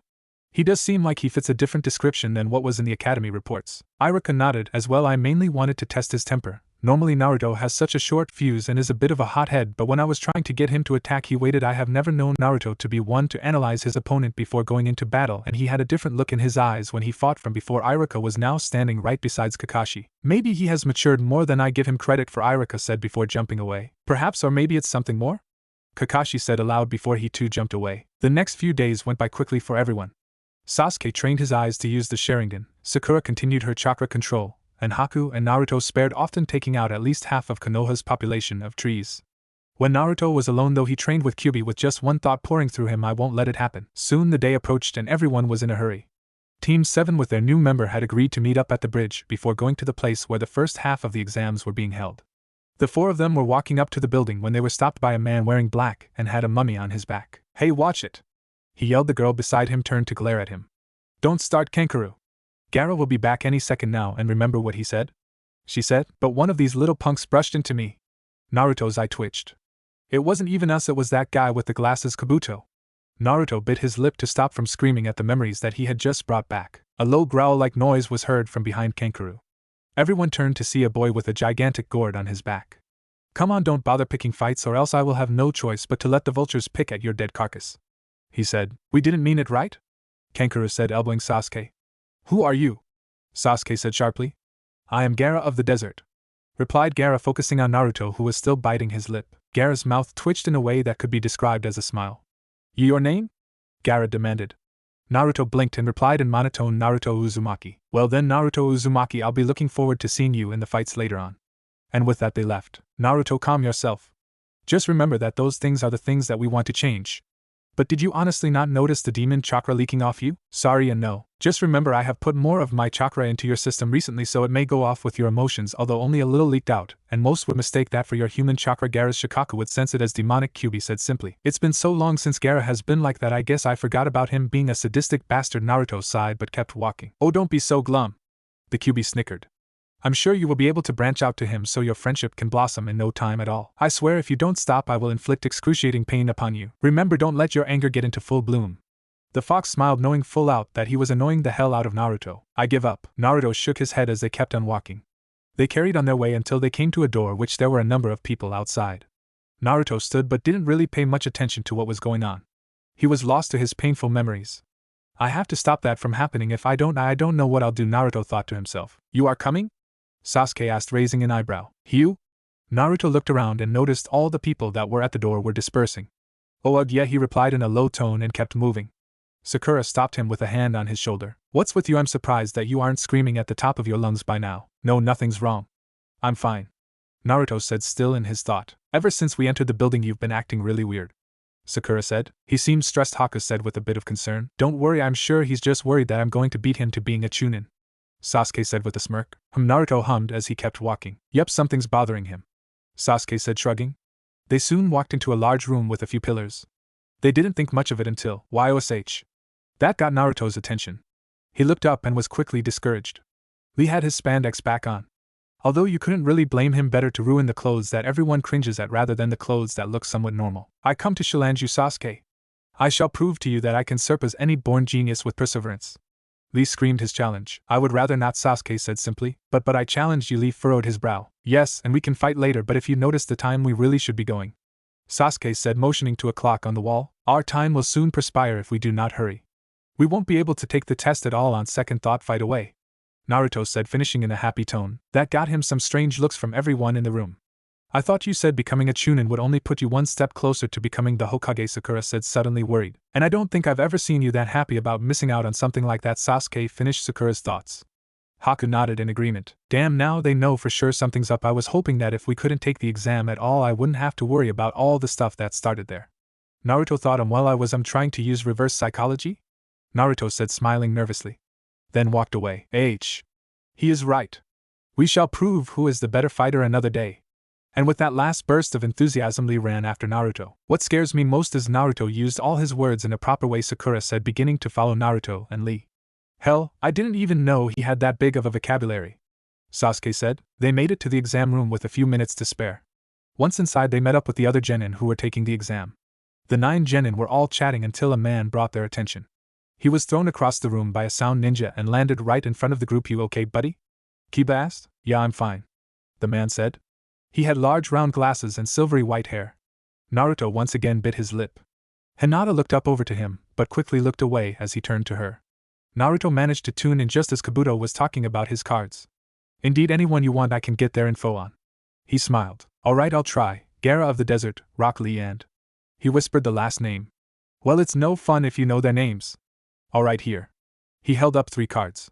Sasuke read them over silently. Well, this is interesting. Naruto has question marks as well as that Gaara. But Lee looks like he has almost no chakra. The only thing on Naruto's and Gaara's card is the birth date, what missions they've been on. It also says that Naruto has a lot of stamina, a lot of help, that is. No sooner had Sasuke handed back the cards, the examiner came in and everyone took their place. Naruto ignored the speech given and flipped his paper when he was told to. He looked down at the questions, picked up his pencil, and began doodling. About a half hour later, Hinata, who was beside him, looked over and was shocked to see what he was doing. She was about to say something when a kunai was by her head and hit the desk behind her. Number 48 out. One of the examiners yelled. Whoever his teammates are, please leave also. The 3 left. As the test dragged on, more and more people began failing. A loud slam of the desk got everyone's attention. Alright, time's up. Now, for the 10th question. Ibiki hollered into the crowd. If you pass you will move on, but if you fail you will only not proceed to the next round, but you will be forbidden to take the test again. Numerous gasps were heard around the room. I'm not all that mean though. If you wish to quit now you may raise your hand and wait. You will not move on, but you will also be able to take the test next time around. The interrogator smiled. A number of people put up their hand and left. Naruto looked around and saw Sakura was about to put up her hand. Naruto smiled. If she gets us out of this, then maybe Sasuke won't. I wouldn't have come myself because we would need 3-man teams, but I'm not about to explain to everyone that I knew what was going to happen. You could have always said you were a psychic. No, they just think I was a psychopath. Naruto outwardly smirked at the face he saw in his mind's eye. If he said he could see the future. Unfortunately, she caught sight of Sasuke, who was shaking his head, so she put her head down and waited. Ibiki then announced that they all pass and explained the meaning behind the test. I would raise my hand to get us out of here, but I can see where that would lead me. Who are you and what have you done with Naruto? Then I'll probably be tortured until I admit the truth. Then I'll be tortured even more because no one would believe me, Naruto thought, shaking his head. Well, on the positive side, you can always think up ways to get back at that snake freak. Is that all of you who are going to quit? Ibiki smiled as he looked around the room. Last chance, one person raised their hand and the team was escorted out. Okay, then here's the 10th question. He let that hang there in case anyone else decided to quit. No one raised their hand, so he continued. You all pass. There was quite a bit of murmur around the room. Well, maybe we can allow him to bleed from everywhere in his body, then crush him under a huge heavy rock, Naruto suggested. No, we cut him to the brink of death, Rip him open, pull out his eternal organs, stuff them down his throat with an exploding note, then burn him to death. The QB suggested. I don't really think that we need to be that sadistic about it. Naruto looked up from his conference with the demon just in time to see Anko jump in through a window. Alright, listen here. The second part of this exam will begin in half an hour. Please go to this spot and get there as soon as possible. She pointed to something on the billboard that looked like a map. This is where we're going, so get moving. She walked to the back door and was about to leave when she turned around to face the classroom. That means follow me now, she screamed. In an instant everyone was gone. Naruto stood in the large opening that was outside the forest with Sasuke, Sakura, and Haku standing beside him. A fake smile plastered across his face as he glared at a grass Nin. Anko was giving instructions on what was going to be the second part of their exams. Forest of Death. Sasuke repeated the words with a smirk. Well, what did you expect? The forest of happy rainbows, sugar and fairies? Naruto said, smirking. Well, no, but I think that would have been a lot more scary, Sasuke said with a smile. Naruto laughed at the small joke, trying his best to remain happy. Whoosh! A kunai whizzed by Naruto's head, grazing his cheek between his whisker marks. Hey, what was that for? Naruto half yelled at the half-mad examiner.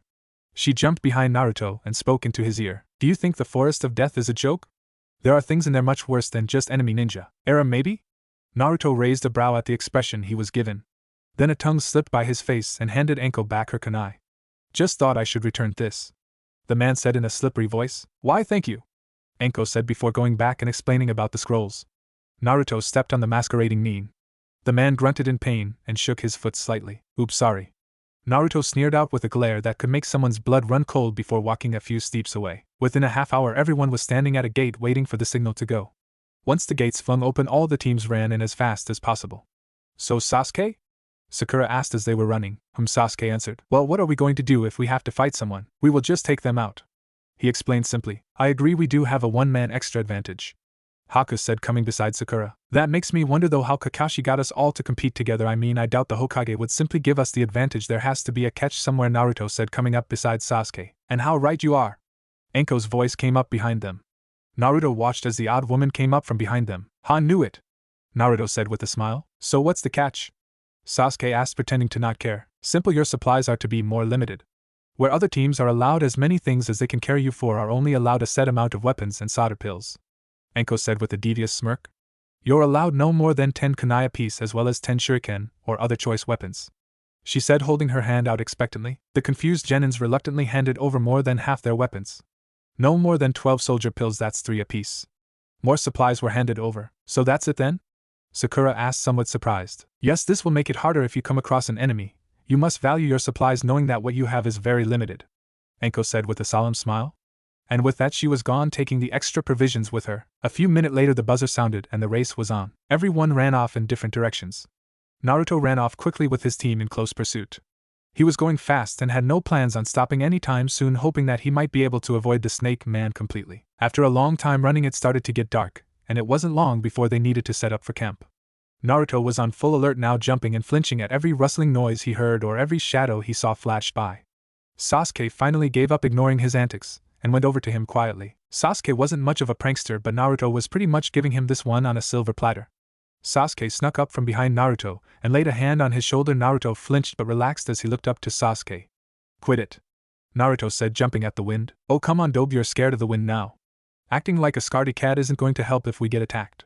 But don't worry, I'll be there to save your sorry ass. Sasuke smirked as he sat down beside the now shivering Naruto. I'm not the one who's going to need saving, Naruto said, not looking at Sasuke, instead seemed to be focusing on his own little world. But this time I won't let that happen to you. Sasuke looked rather confused about the last part, and was about to ask when a loud noise came from behind. A giant snake came hurtling towards the four, almost imitating a torpedo. They moved out of its way and grouped together. Naruto ran straight for it, kunai at the ready. He hit the snake, but it dodged at the last possible moment, so he didn't hit its forehead but instead hit the hard underbelly. Haku then came running and throwing several shuriken. The snake slithered out of the way of most of them, but a few caught it. Sakura and Sasuke were also throwing various sharp and pointy objects at the snake, but from a farther distance. The snake hissed as Naruto and Haku threw more kunai and shuriken at the reptile, diminishing their supplies. However, while everyone was focusing on its head, its tail was slowly slinking around Naruto and Haku. Look out! Haku yelled when he noticed. It was too late. As the two tried to jump, the snake coiled around the two, squeezing them together back to back. They were being held too tightly to move. Before either Haku or Naruto could even think about how to save themselves as well as the other, the snake reeled its head back. "Aw crap," Naruto said as he saw the snake open its jaws wide. "Great last words, Naruto," Sasuke said sarcastically. Naruto was about to reply, but the snake had swallowed them. The snake licked its lips and began to slither away. "Naruto Haku," Sakura said, blinking. "Come on, it's getting away," Sasuke yelled as he began to take off. They didn't get far as they ended up running into a tall pale man. Well, he smirked maliciously. "It seems my pet has caught itself a snack and lured the prey right to me. Let them go," Sakura screamed at the man. "Oh dear, quite a temper. Perhaps if you had asked nicely I would have given them back to you." The man smiled. "You bastard," Sasuke yelled as he charged towards the man. Now, children," the pale man said as he looked Sasuke right in the eye. He instantly stopped and began to quiver, willing his legs to keep moving. "I need to do something or else everyone will." She bit her lip as he threw a number of weaponry at the man. This caused him to break eye contact with Sasuke, giving him time to jump back. "Well, it seems to me that you have a heaven scroll." He pulled out a dark scroll and smirked an evil smirk. "If you want this earth scroll." He paused a moment to swallow it. "You'll have to kill me to get it." An evil laugh escaped his lips. "You," Sakura and Sasuke said together as they watched his throat bulge as the scroll went down. The two stood there watching the scroll go down his throat when the snake exploded. Earlier inside the snake, Naruto looked up as the snake's jaws closed over him. It was almost completely dark, but it seemed as the snake's skin let in light.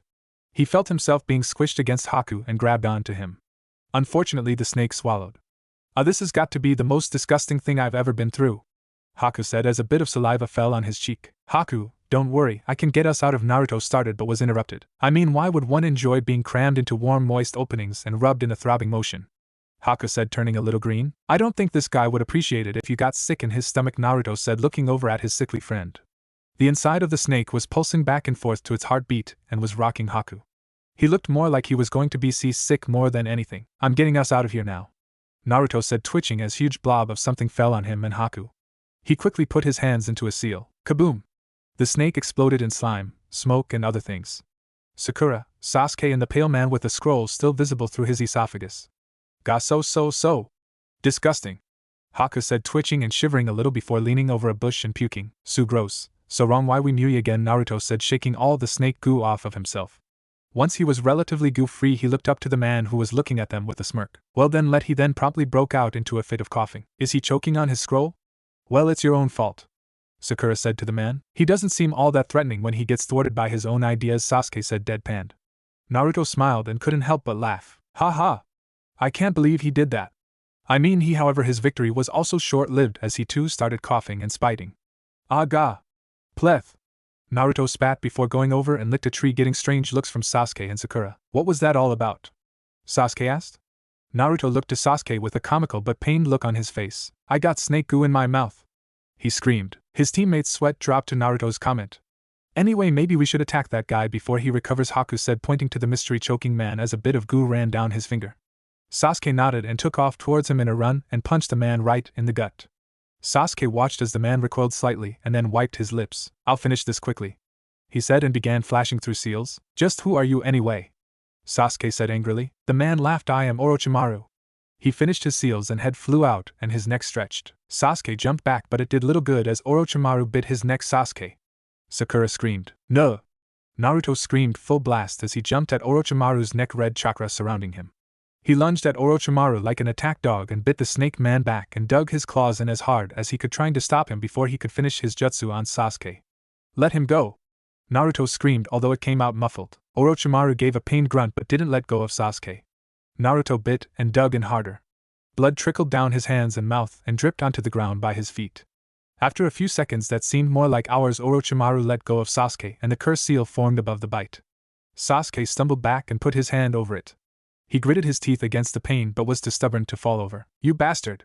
Naruto screamed, letting his anger rise. More and more red chakra leaked off of him, forcing out fox ears and a tail. Although it looked like pure chakra. Sakura ran over to Sasuke to help him stand. Haku had moved over to Naruto. A kunai flew towards Naruto, making him let go of the skinny neck and dodge. As soon as Naruto was away from Orochimaru, his neck retracted and Haku leapt in, making his signature ice dome. Well, what have we here?" Orochimaru said smugly. Haku began quickly throwing water-made saban needles from every direction. The snake man held a kunai tightly as he deflected almost all of the deadly objects away. Haku stood his ground and had his image in every one of the mirrors. Haku was about to switch to shuriken when Orochimaru began doing hand signs. "Now it's my turn," he sneered. His mouth opened wide and a giant burst of flame came out. The real Haku had wisely moved behind him beforehand and watched in shock as the fire blasted through half his mirrors. He now had a clear escape, but he didn't take it. Instead, he shifted his position and slowly moved around, burning the remaining mirrors. Haku came flying out as the fire burned the mirror he was occupying. Naruto had been using this small window of time to build up more chakra and now had 4 long tails behind him. The snake goo now incinerated by the burning hot chakra.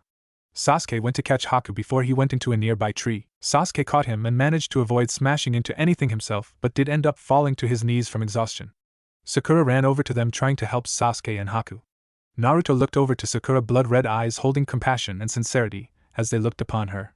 "Make sure you keep them from being hurt," Naruto said in a rather deep and gruff voice that sounded like his own merging with another she took in his new appearance. Red eyes that seemed to calm her rather than scare her like she knew they should. His whisker-like scars were enlarged into triangular marks, although there was still a thin line in the dead center. Almost as if the scars were branching out from the middle and running longer across his face. But most noticeable of all was the red chakra surrounding him. It seemed to take on a shape of its own, mimicking a feral animal with 4 tails. Naruto smiled at her, flashing his now sharp fangs, and gave thumbs up with a clawed hand. "Don't worry, I'll get him," he said before turning to Orochimaru. His face instantly changed when his eyes fell upon the man.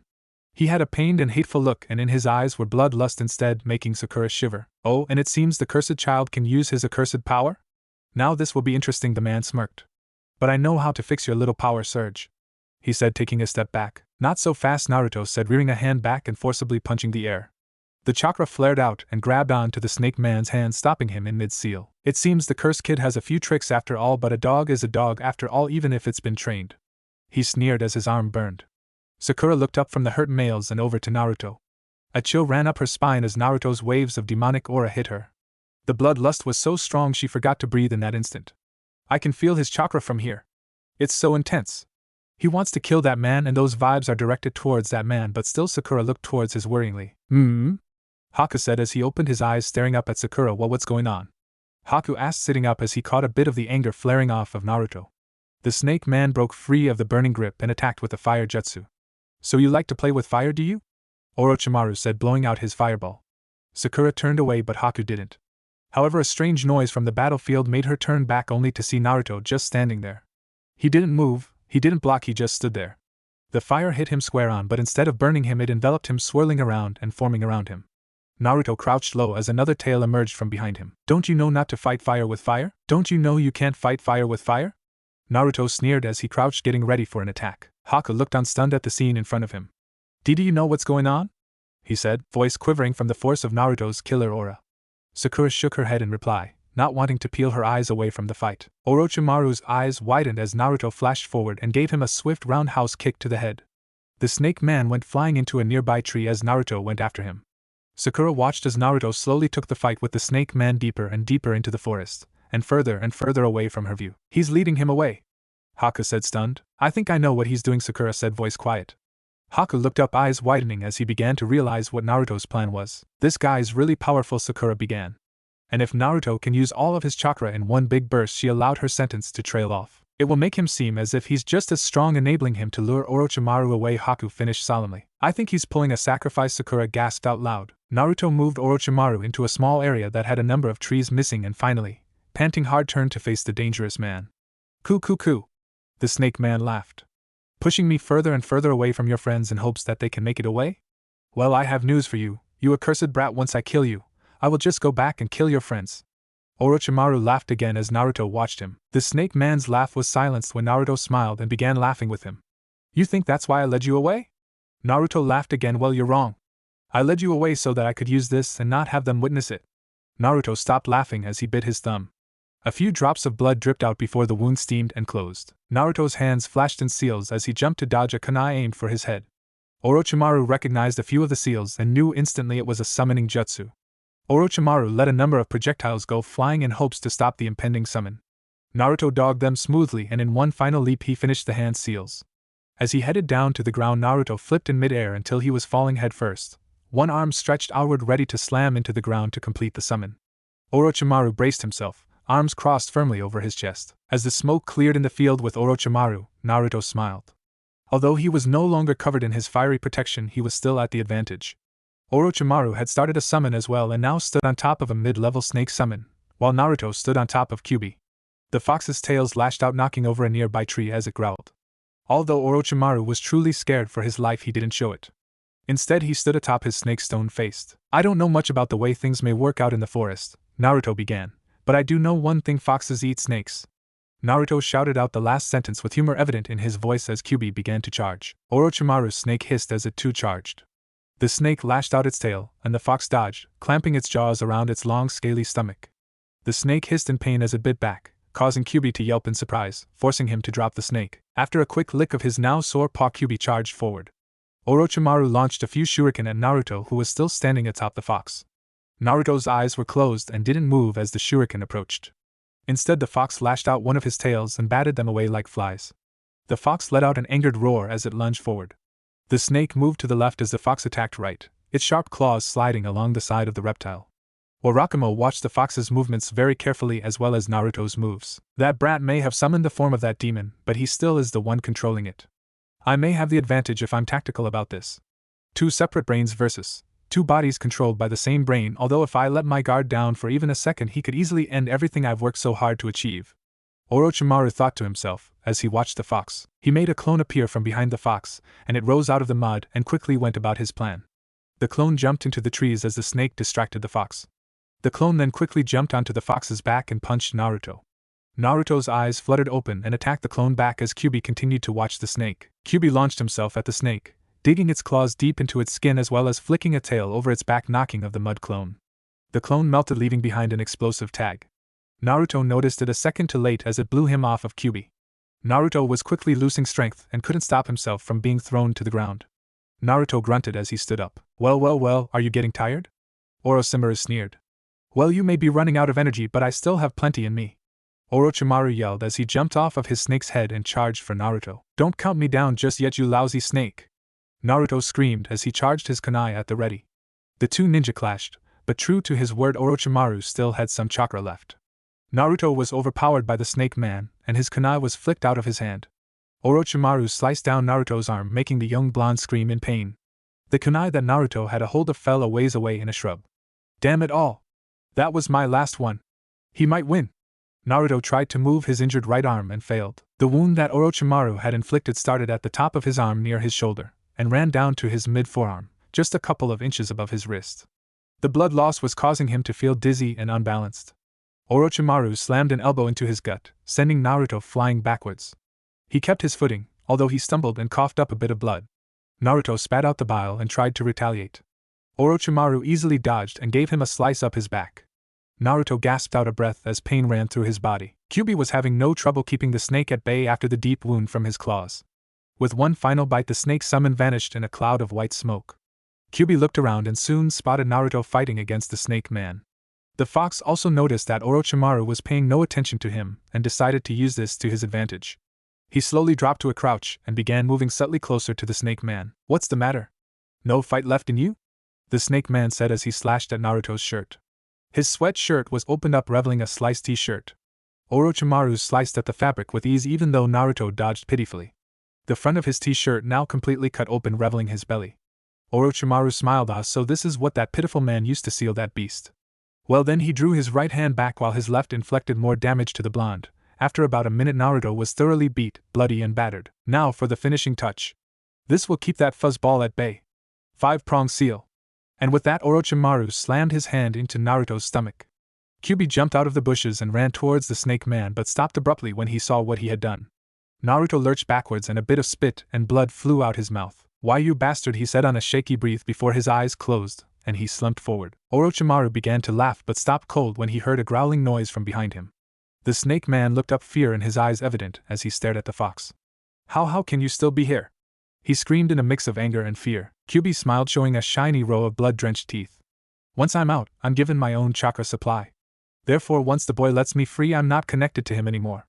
Kyuubi charged forward, pinning the snake man beneath a massive paw. Although he was only the size of an average 2-story building, he still struck fear into the man when he spoke. Why, you can't kill me? Orochimaru rasped out. Oh? Kyuubi roared, spraying saliva all over the snake man. We can be partners.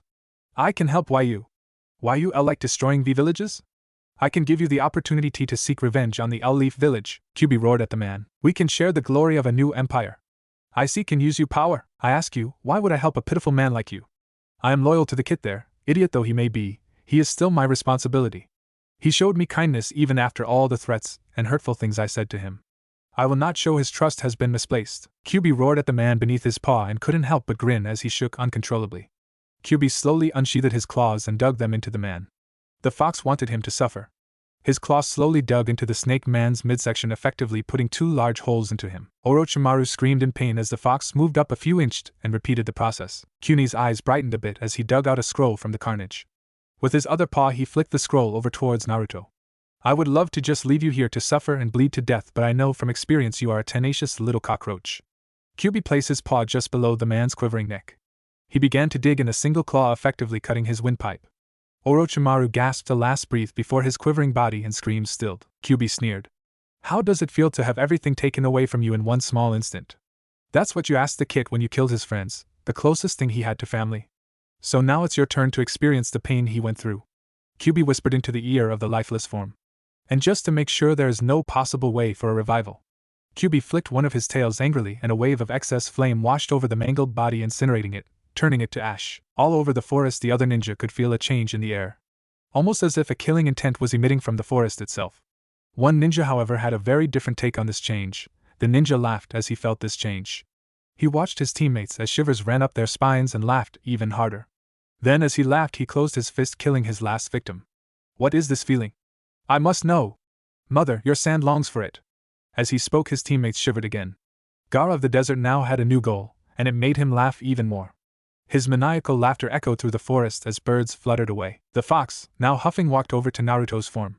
The seal still showed on his skin. QB picked up the bloody scroll in one of his tails and put it in Naruto's hand. After the release of his chakra for the flame wave, QB was shrinking. He picked up Naruto in another tail and began to move him closer to where Sakura was. He hoped she was still close by. QB got to the edge of where Sakura's scent was strongest and put Naruto gently down. QB looked through the trees and saw her sitting in a hallowed log with Sasuke and Haku. He made a loud rustling noise and snapped a few twigs until he knew he got their attention. The QB let his remaining chakra be reabsorbed by the blonde. Sakura looked up from Sasuke's form as she heard a rustling sound. Haku stood up with her, and they both went to investigate. And Naruto? Sakura screamed when she saw his body laying in the dirt. He was covered in blood, and his right arm looked to be in an awkward position, but that's not what made her gasp. Naruto's shirt was sliced open and an intricate design was on his stomach. Is this he? Sakura started but couldn't find the right words. She squeaked as the seal began to fade. Haku stood up from examining the body. It's alright, he's alive barely. Sakura looked relieved but only slightly. She and Haku quickly brought Naruto back to the log to safely. Do you think the snake guy did that thing that was on Naruto just like he did whatever it is he did to Sasuke? Sakura said as she placed a wet cloth on Naruto's forehead. I don't think he gave Sasuke such an intricate hickey, Haku said. But he most likely did this to Naruto. Haku looked at what he had clasped in his hand. Look, he has the other scroll, Haku said, holding it up. Sakura took it gently as if it would break. She smiled softly. We should move, she said finally. Haku looked up confused. We have both the scrolls now. We should take them to the center of the forest. They'll be able to get the care they need there, Sakura said, standing up and pocketing the scroll. I won't let them down. I'm tired of being told to sit and watch from the sidelines. I won't fail them, she thought to herself. Haku nodded and stood, picking Sasuke up onto his shoulder easily. I understand. I will help them even if it costs me my life. Haku began to walk off. Sakura nodded and picked up Naruto in the same manner. She sprinted until she was in stride with Haku. While the pair walked, they didn't take notice to the mark on Sasuke's neck. It had begun to spin and was glowing slightly. The walk to the center of the forest was grueling, but they were thankful not run into any enemy ninja.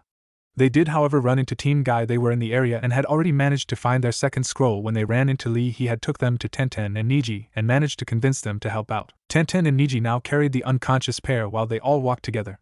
Sakura was silently thankful for what Lee had done for her, and made a mental note to repay him somehow. They soon reached the center tower and parted ways with Team Guy. Lee was droning on the whole way about how he will always protect his blossom of love, and was still doing so when Niji took him away. They stood at one of the entrances to the tower, and quietly pushed open the doors. They placed their friends on the floor and opened the scrolls after about 5 minutes of wondering what the poem meant. Sakura was thankful for many things at this moment. 1. Her friends were all safe. 2. It only took them half a day to get to the tower after Naruto returned to them. And 3. Iruka-sensei was there to greet them at the end of a long journey. Sakura and Haku opened the scrolls after a few minutes of pondering over the puzzle on the inside of the building in the center of the Forest of Death. The scrolls began smoking, and in a poof of smoke Iruka was there to meet them. "Well done on making it here," he said with a cheer that only he could produce. "I'm glad to see you," Iruka said, then braced himself for the onslaught that he thought would follow. He stood there awkwardly for a minute, waiting for the smoke to clear. When he wasn't tackled down by 100 pounds of happy Naruto when the smoke cleared, he became worried. Iruka looked over the group. Sakura was dropping out of a fighting stance while Haku stood confused. Then he saw behind them. Sasuke and Naruto were unconscious and badly hurt. "What happened?" he asked, voice cracking when he saw how badly they were all hurt. "Long story," Sakura said, picking up Sasuke bridal style. Haku bent down to pick up Naruto. "They require medical attention," he said simply. Iruka nodded and led them in. Immediately there were medical men with stretchers there to take them to the hospital in the tower. Kakashi came over and placed a hand on Sakura and Haku. "I want you to tell me what happened," he said in a calm tone. The two nodded and began to follow Kakashi to a nearby table. Sakura and Haku took turns telling Kakashi what had happened from the moment they entered to when they arrived in as much detail as they could. Kakashi remained unreadable through it all, but his mind was racing. "That sounds like Orochimaru, alright, but why would he do that to Sasuke? He's up to something, and I need to find out what." On top of that, Sakura saw the seal on Naruto's stomach. Good, she thinks Orochimaru did that too. Mental note, check Kyuubi's seal later. Kakashi thought as Sakura had ended her story. "Well, it sounds like you four had fun," he said cheerily, earning some ringing in his ears. Then the two in front of him shouted, "What?" "Yes, well," he continued, sticking his pinky in his ear. "I'll go and check up on them once they're out of intensive care. I wouldn't worry too much though. They're strong, they'll make it through." Haku nodded half-heartedly while Sakura still didn't look convinced. "And the thing Naruto did, what was it, the red chakra?" Sakura asked, her voice shaking a little. "I don't know. I'll check into that," Kakashi said in a slightly nervous voice that went unnoticed. "In the meantime, go take a shower, you both reek. You have 18 hours left of this part of the exam. Get some sleep, eat some jello. I would suggest the bar if you were older," but Kakashi was stopped short when a medical nin came running up from behind him, tapped him on the shoulder, and whispered something in his ear. Kakashi nodded and stood. "Well, I have to go, and I'm just think non-worrisome thoughts about your teammates, while I go get a cat down from a tree. See ya." And with a wave he took off behind the medical nin. "Where am I?" Naruto asked as he seemed to wake up, his voice sounding lower to his ears. One glance around told him he was not where he was supposed to be. There was white in front of him and black behind him, but there was nothing more. Just an endless abyss of black and white. He was standing in the middle of the two clashing colors which seemed to intertwine. Although the white and black swirled about each other, they never seemed to mix. "Hello?" Naruto tried again but only got an echo. Naruto tried to take a step forward but didn't get anywhere as he was still on the line of swirling colors. His footsteps echoed but still nothing. "I suppose I should explain," came a voice. Naruto turned to look and saw Kyuubi coming into view from his left. It looked almost as if the swirling colors were a fog he was coming out of. Kyuubi stood about as tall as a horse. "Where is this place? Wait. I think I know I died, didn't I?" Naruto said solemnly. "And I'm going to be judged and either pulled into the black or the white depending on what I did in life, right?" Naruto asked, turning to Kyuubi in monotone. Naruto reached up and hugged Kyuubi around the neck. "You've been good to me and I'll miss you. If you can enter the world of the living after I'm gone, tell everyone I'll miss them too. Quit being so melodramatic and let go." Kyuubi tried to be angry but found it hard to hide the amusement in his voice. Naruto let go and stared at Kyuubi in confusion. "You're not dead, at least not completely," Kyuubi said. "You're on the borderline between the underworld's heaven and hell, so to speak. Since you were so badly injured, I brought you here." "Don't interrupt me." Naruto closed his mouth and let the fox finish. "Normally a human soul would float around in the borderline and never even see it. When someone is here, it means there is a chance they may come back. It also means there is a chance they may never return. If the physical body is well looked after, the door becomes larger." Kyuubi motioned to a small blue light to the right and left of Naruto, slowly growing as the edges swirled with the white and black. "If the physical body is not looked after, the door will close and the spiritual body will wake up at either the gates of heaven or the gates of hell." Kyuubi motioned to the white and black. "So I'm nothing but chakra right now, right?" Kyuubi nodded. "So if you hadn't interfered, I would just be floating around, waiting to be sucked up in some light?" The Kyuubi nodded again. "But I thought that Orochimaru put that seal over the—" "Yes, he did," Kyuubi interrupted, not wanting to hear a recap. "But it is only affecting your healing. I didn't need chakra to wake you up here. I merely had to touch you. Any jarring to the chakra form from on the borderline will make the person conscious of what's happening." Naruto raised an eyebrow but nodded. "You don't need to worry. You will return, but first there is a reason I woke you up in here." Kyuubi wrapped Naruto with one of his tails and turned him to face the white side. A slight wind blew by, ruffling Naruto's hair. He felt warmth emanating from it. He suddenly felt at ease and relaxed. Kyuubi's tail held Naruto to his spot as the wind picked up. A small light was emanating from the center of the white abyss. It grew steadily until the warm yellow glow became so intense Naruto had to close his eyes. Naruto thought he heard soft music that came and died very quickly as the light began to fade. Naruto tried to open his eyes but ended up squinting as two shadowed figures stood before him. As the light died and his eyes began to adjust, it had been 6 hours since Naruto had been in the hospital ward in the tower, and the medical neens had finished his surgery. They were skeptical on whether or not he would be able to use his right arm ever again, but he would live. Numerous stitches were required to close his wounds. Due to the seal over the QB seal, he was healing about the same as a normal person would. His breaths were unsteady and blood still oozed out of a cut above his eyebrow, but the medical neens were allowing people to see him. Due to Naruto still being unconscious, however, the medical neens were only allowing a few people at a time to see him. Haku was the first with Hinata, who arrived only an hour earlier. Haku watched him and thanked him, while Hinata tried not to faint at the sight of him. Sakura was next with Kakashi. I saw the seal right around his belly button, but it vanished. Will you be able to remove it? Sakura asked. I don't know. I'll need to see the seal to tell, but from the sounds of things it's the type that can only be seen when he's generating chakra. I'll have to wait until he's awake to remove it, Kakashi said as he peeled down the sheet that covered him. Parts of his chest were heavily bandaged while other parts the stitches were in sight. Naruto still had on his tattered pants, but they had been cut to more of a boxer or shorts length so the medical neens could get at the wounds on his legs. Kakashi's eyes widened at what he saw on the boy's chest. Sakura noticed and asked what's the matter? Kakashi took his hand away from the one scar that stood out the most and began tracing over the fresher ones. I just never realized how cut up he got. Kakashi said this scar no, it can't be. But it has to. Naruto smiled softly. I wonder what he's dreaming about. Haku said as he came in and stood beside Kakashi. A tear welled up and rolled down the side of Naruto's face, making everyone stare in wonder. Sakura poked him softly in his unbeaten shoulder. You awake yet? She kept poking until she was satisfied and positive he was still unconscious. Must be a good dream, Kakashi said as he began to turn them away. Notify me as soon as he wakes up, Kakashi said to the guard of Naruto's room as they left. The guard nodded curtly and went back into position. Let's check on Sasuke, shall we? After all I hear he woke up, Kakashi said. Sakura's face lit up and she raced over to where Sasuke was being held. The curse seal must have finally disappeared, but still Kakashi thought idly. Earlier, as Kakashi raced away from Haku and Sakura behind the medic Nin, he couldn't help but let the fear rise in his chest. As he reached the room where Sasuke was being held, he was surprised to see Anko, her hand over her neck, waiting for him. He went inside and was surprised to see that Anko's curse marks spinning rapidly, emitting a purple glow. I know what happened. It just started reacting recently though.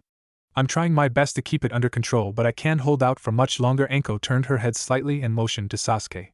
He seems to be having the same problem. The curse marks were absorbing chakra from somewhere and giving it to the hosts. Orochimaru is dead, Anko said simply. We found charred remains in the forest, and the remains of his chakra signature were still there. It took a while to analyze, but they're definitely his. Anko finished. Can you remove it? She asked, tilting her head away from the spinning mark. Kakashi nodded. Take off your shirt, he said as he reached into his pouch to get his ink and a brush. What? Smack! Kakashi went flying. This is hardly the time or place. And besides, you could at least take me out for dinner first. Anko screamed, hitting Kakashi again. What are you talking about? I need to paint on the inscription to remove the mark. I don't know how to do it any other way. Anko snorted and instead cut off a sleeve. I guess that will do. Kakashi's sweat dropped. Well, I'm not going to let my wanting of this mark removed be used to get me to undress so you can fulfill some perverted urge. Anko snorted as she sat down, her back to the silver-haired Jonin. Oh well, it was worth a try. Kakashi sighed. Smack. Oh. What the hell was that for? Kakashi whimpered, rubbing his head. I know you were thinking perverted thoughts. Just for that I will picture her naked. Smack all will. Come on, present. Sasuke. Sakura launched herself at Sasuke just as he was trying to take a drink of water. The water ended up coming out and being sprayed on the floor. Sakura gave Sasuke a hug and squeezed him to the point he couldn't breathe. I'm alive, alright? Be happy over there. I rather like my air, thank you. He gasped out. Sakura squeezed harder, while Sasuke's hand floated over to a glass soda bottle that was on the nightstand to his left. Kakashi grabbed it out of his hand as Sasuke was about to whack Sakura with it. When she finally let go, a medical nin came in with a syringe filled with a clear substance. Kakashi tilted Sasuke's head and examined where the curse mark once was. How do you feel? Kakashi asked. Sasuke turned to him with dull eyes. Like a large house was turned into chakra and forced into my skull. Sasuke's eye twitched. Well, I think that's normal, at least with searing pain you know you're alive. Kakashi scratched the back of his head. He's going to have trouble controlling all that new chakra he absorbed from the curse mark, but hopefully it won't be too bad. Well, this should help. The medical nin came closer with the needle. At least the hickey's gone. Haku piped up, trying to be helpful. Sasuke stared at the needle skeptically. You know, I feel better. Really? He said in a monotone, putting a hand up limply only to wince in pain and put it back down. Yeah. Just look over there and stare at the polka dots, the Nin said, grabbing his left arm. Big tough ninja are always scared of a little needle. Why? I don't see any reason how that's going to help. I can clearly see there's only 10, they're all different colors, but other than that they're very pretty actually. I don't think they're supposed to dance though. Oh well, Sasuke's expression changed from one of anger to one of happiness. He had a lopsided smile, and one eye half closed as he stared at the dots on the wall. Isn't red a nice color? Sasuke asked as he fell back into his pillow. The medical Nin frowned. I think I gave him too much morphine. I'm sure he'll be back to normal soon. The Nin backed out of the room slowly. Sasuke's teammates glared accusingly at the medical Nin as she tried to leave unnoticed. What? I'm only a temp. And with that she ran out of the room. Heh. She seemed nice. A little crazy, but nice. Dance little spots. Dance? Sasuke said, still watching the polka dots. Wow. It's like they sucked the all angst right out of him. Haka said, I think we should leave and lock the door behind us, Kakashi said as he opened up the door. Sasuke relaxed into the pillow and waved his arms as if conducting an orchestra. Tell me if there are any changes, Kakashi said to Sasuke's guard as he left. Sakura, Kakashi, and Haku all exited Sasuke's hospital room and headed towards their sleeping areas. Sakura yawned, only now realizing how tired she was after all the stress was off and she wasn't as worried about her teammates. Haku headed towards a makeshift cafeteria to get something to eat. Kakashi watched them go their separate ways. He took a deep breath and sighed as he looked back to his two students' hospital rooms. What have I gotten them into? He thought as he turned to leave and report. A swirl of smoke and leaves later, and he was gone. Naruto tried to open his eyes but ended up squinting as two shadowed figures stood before him. As the light died and his eyes began to adjust, he got his first clear view of the two people in front of him. At first he didn't understand who they were. As the light died further, Kyuubi unwrapped his tail, and Naruto smiled as a tear ran down his face. He ran to the pair of people in front of him and wrapped his arms around them. The two people wrapped their arms around him as well as Naruto clung to the necks of the two in front of him. He took in every detail of their features.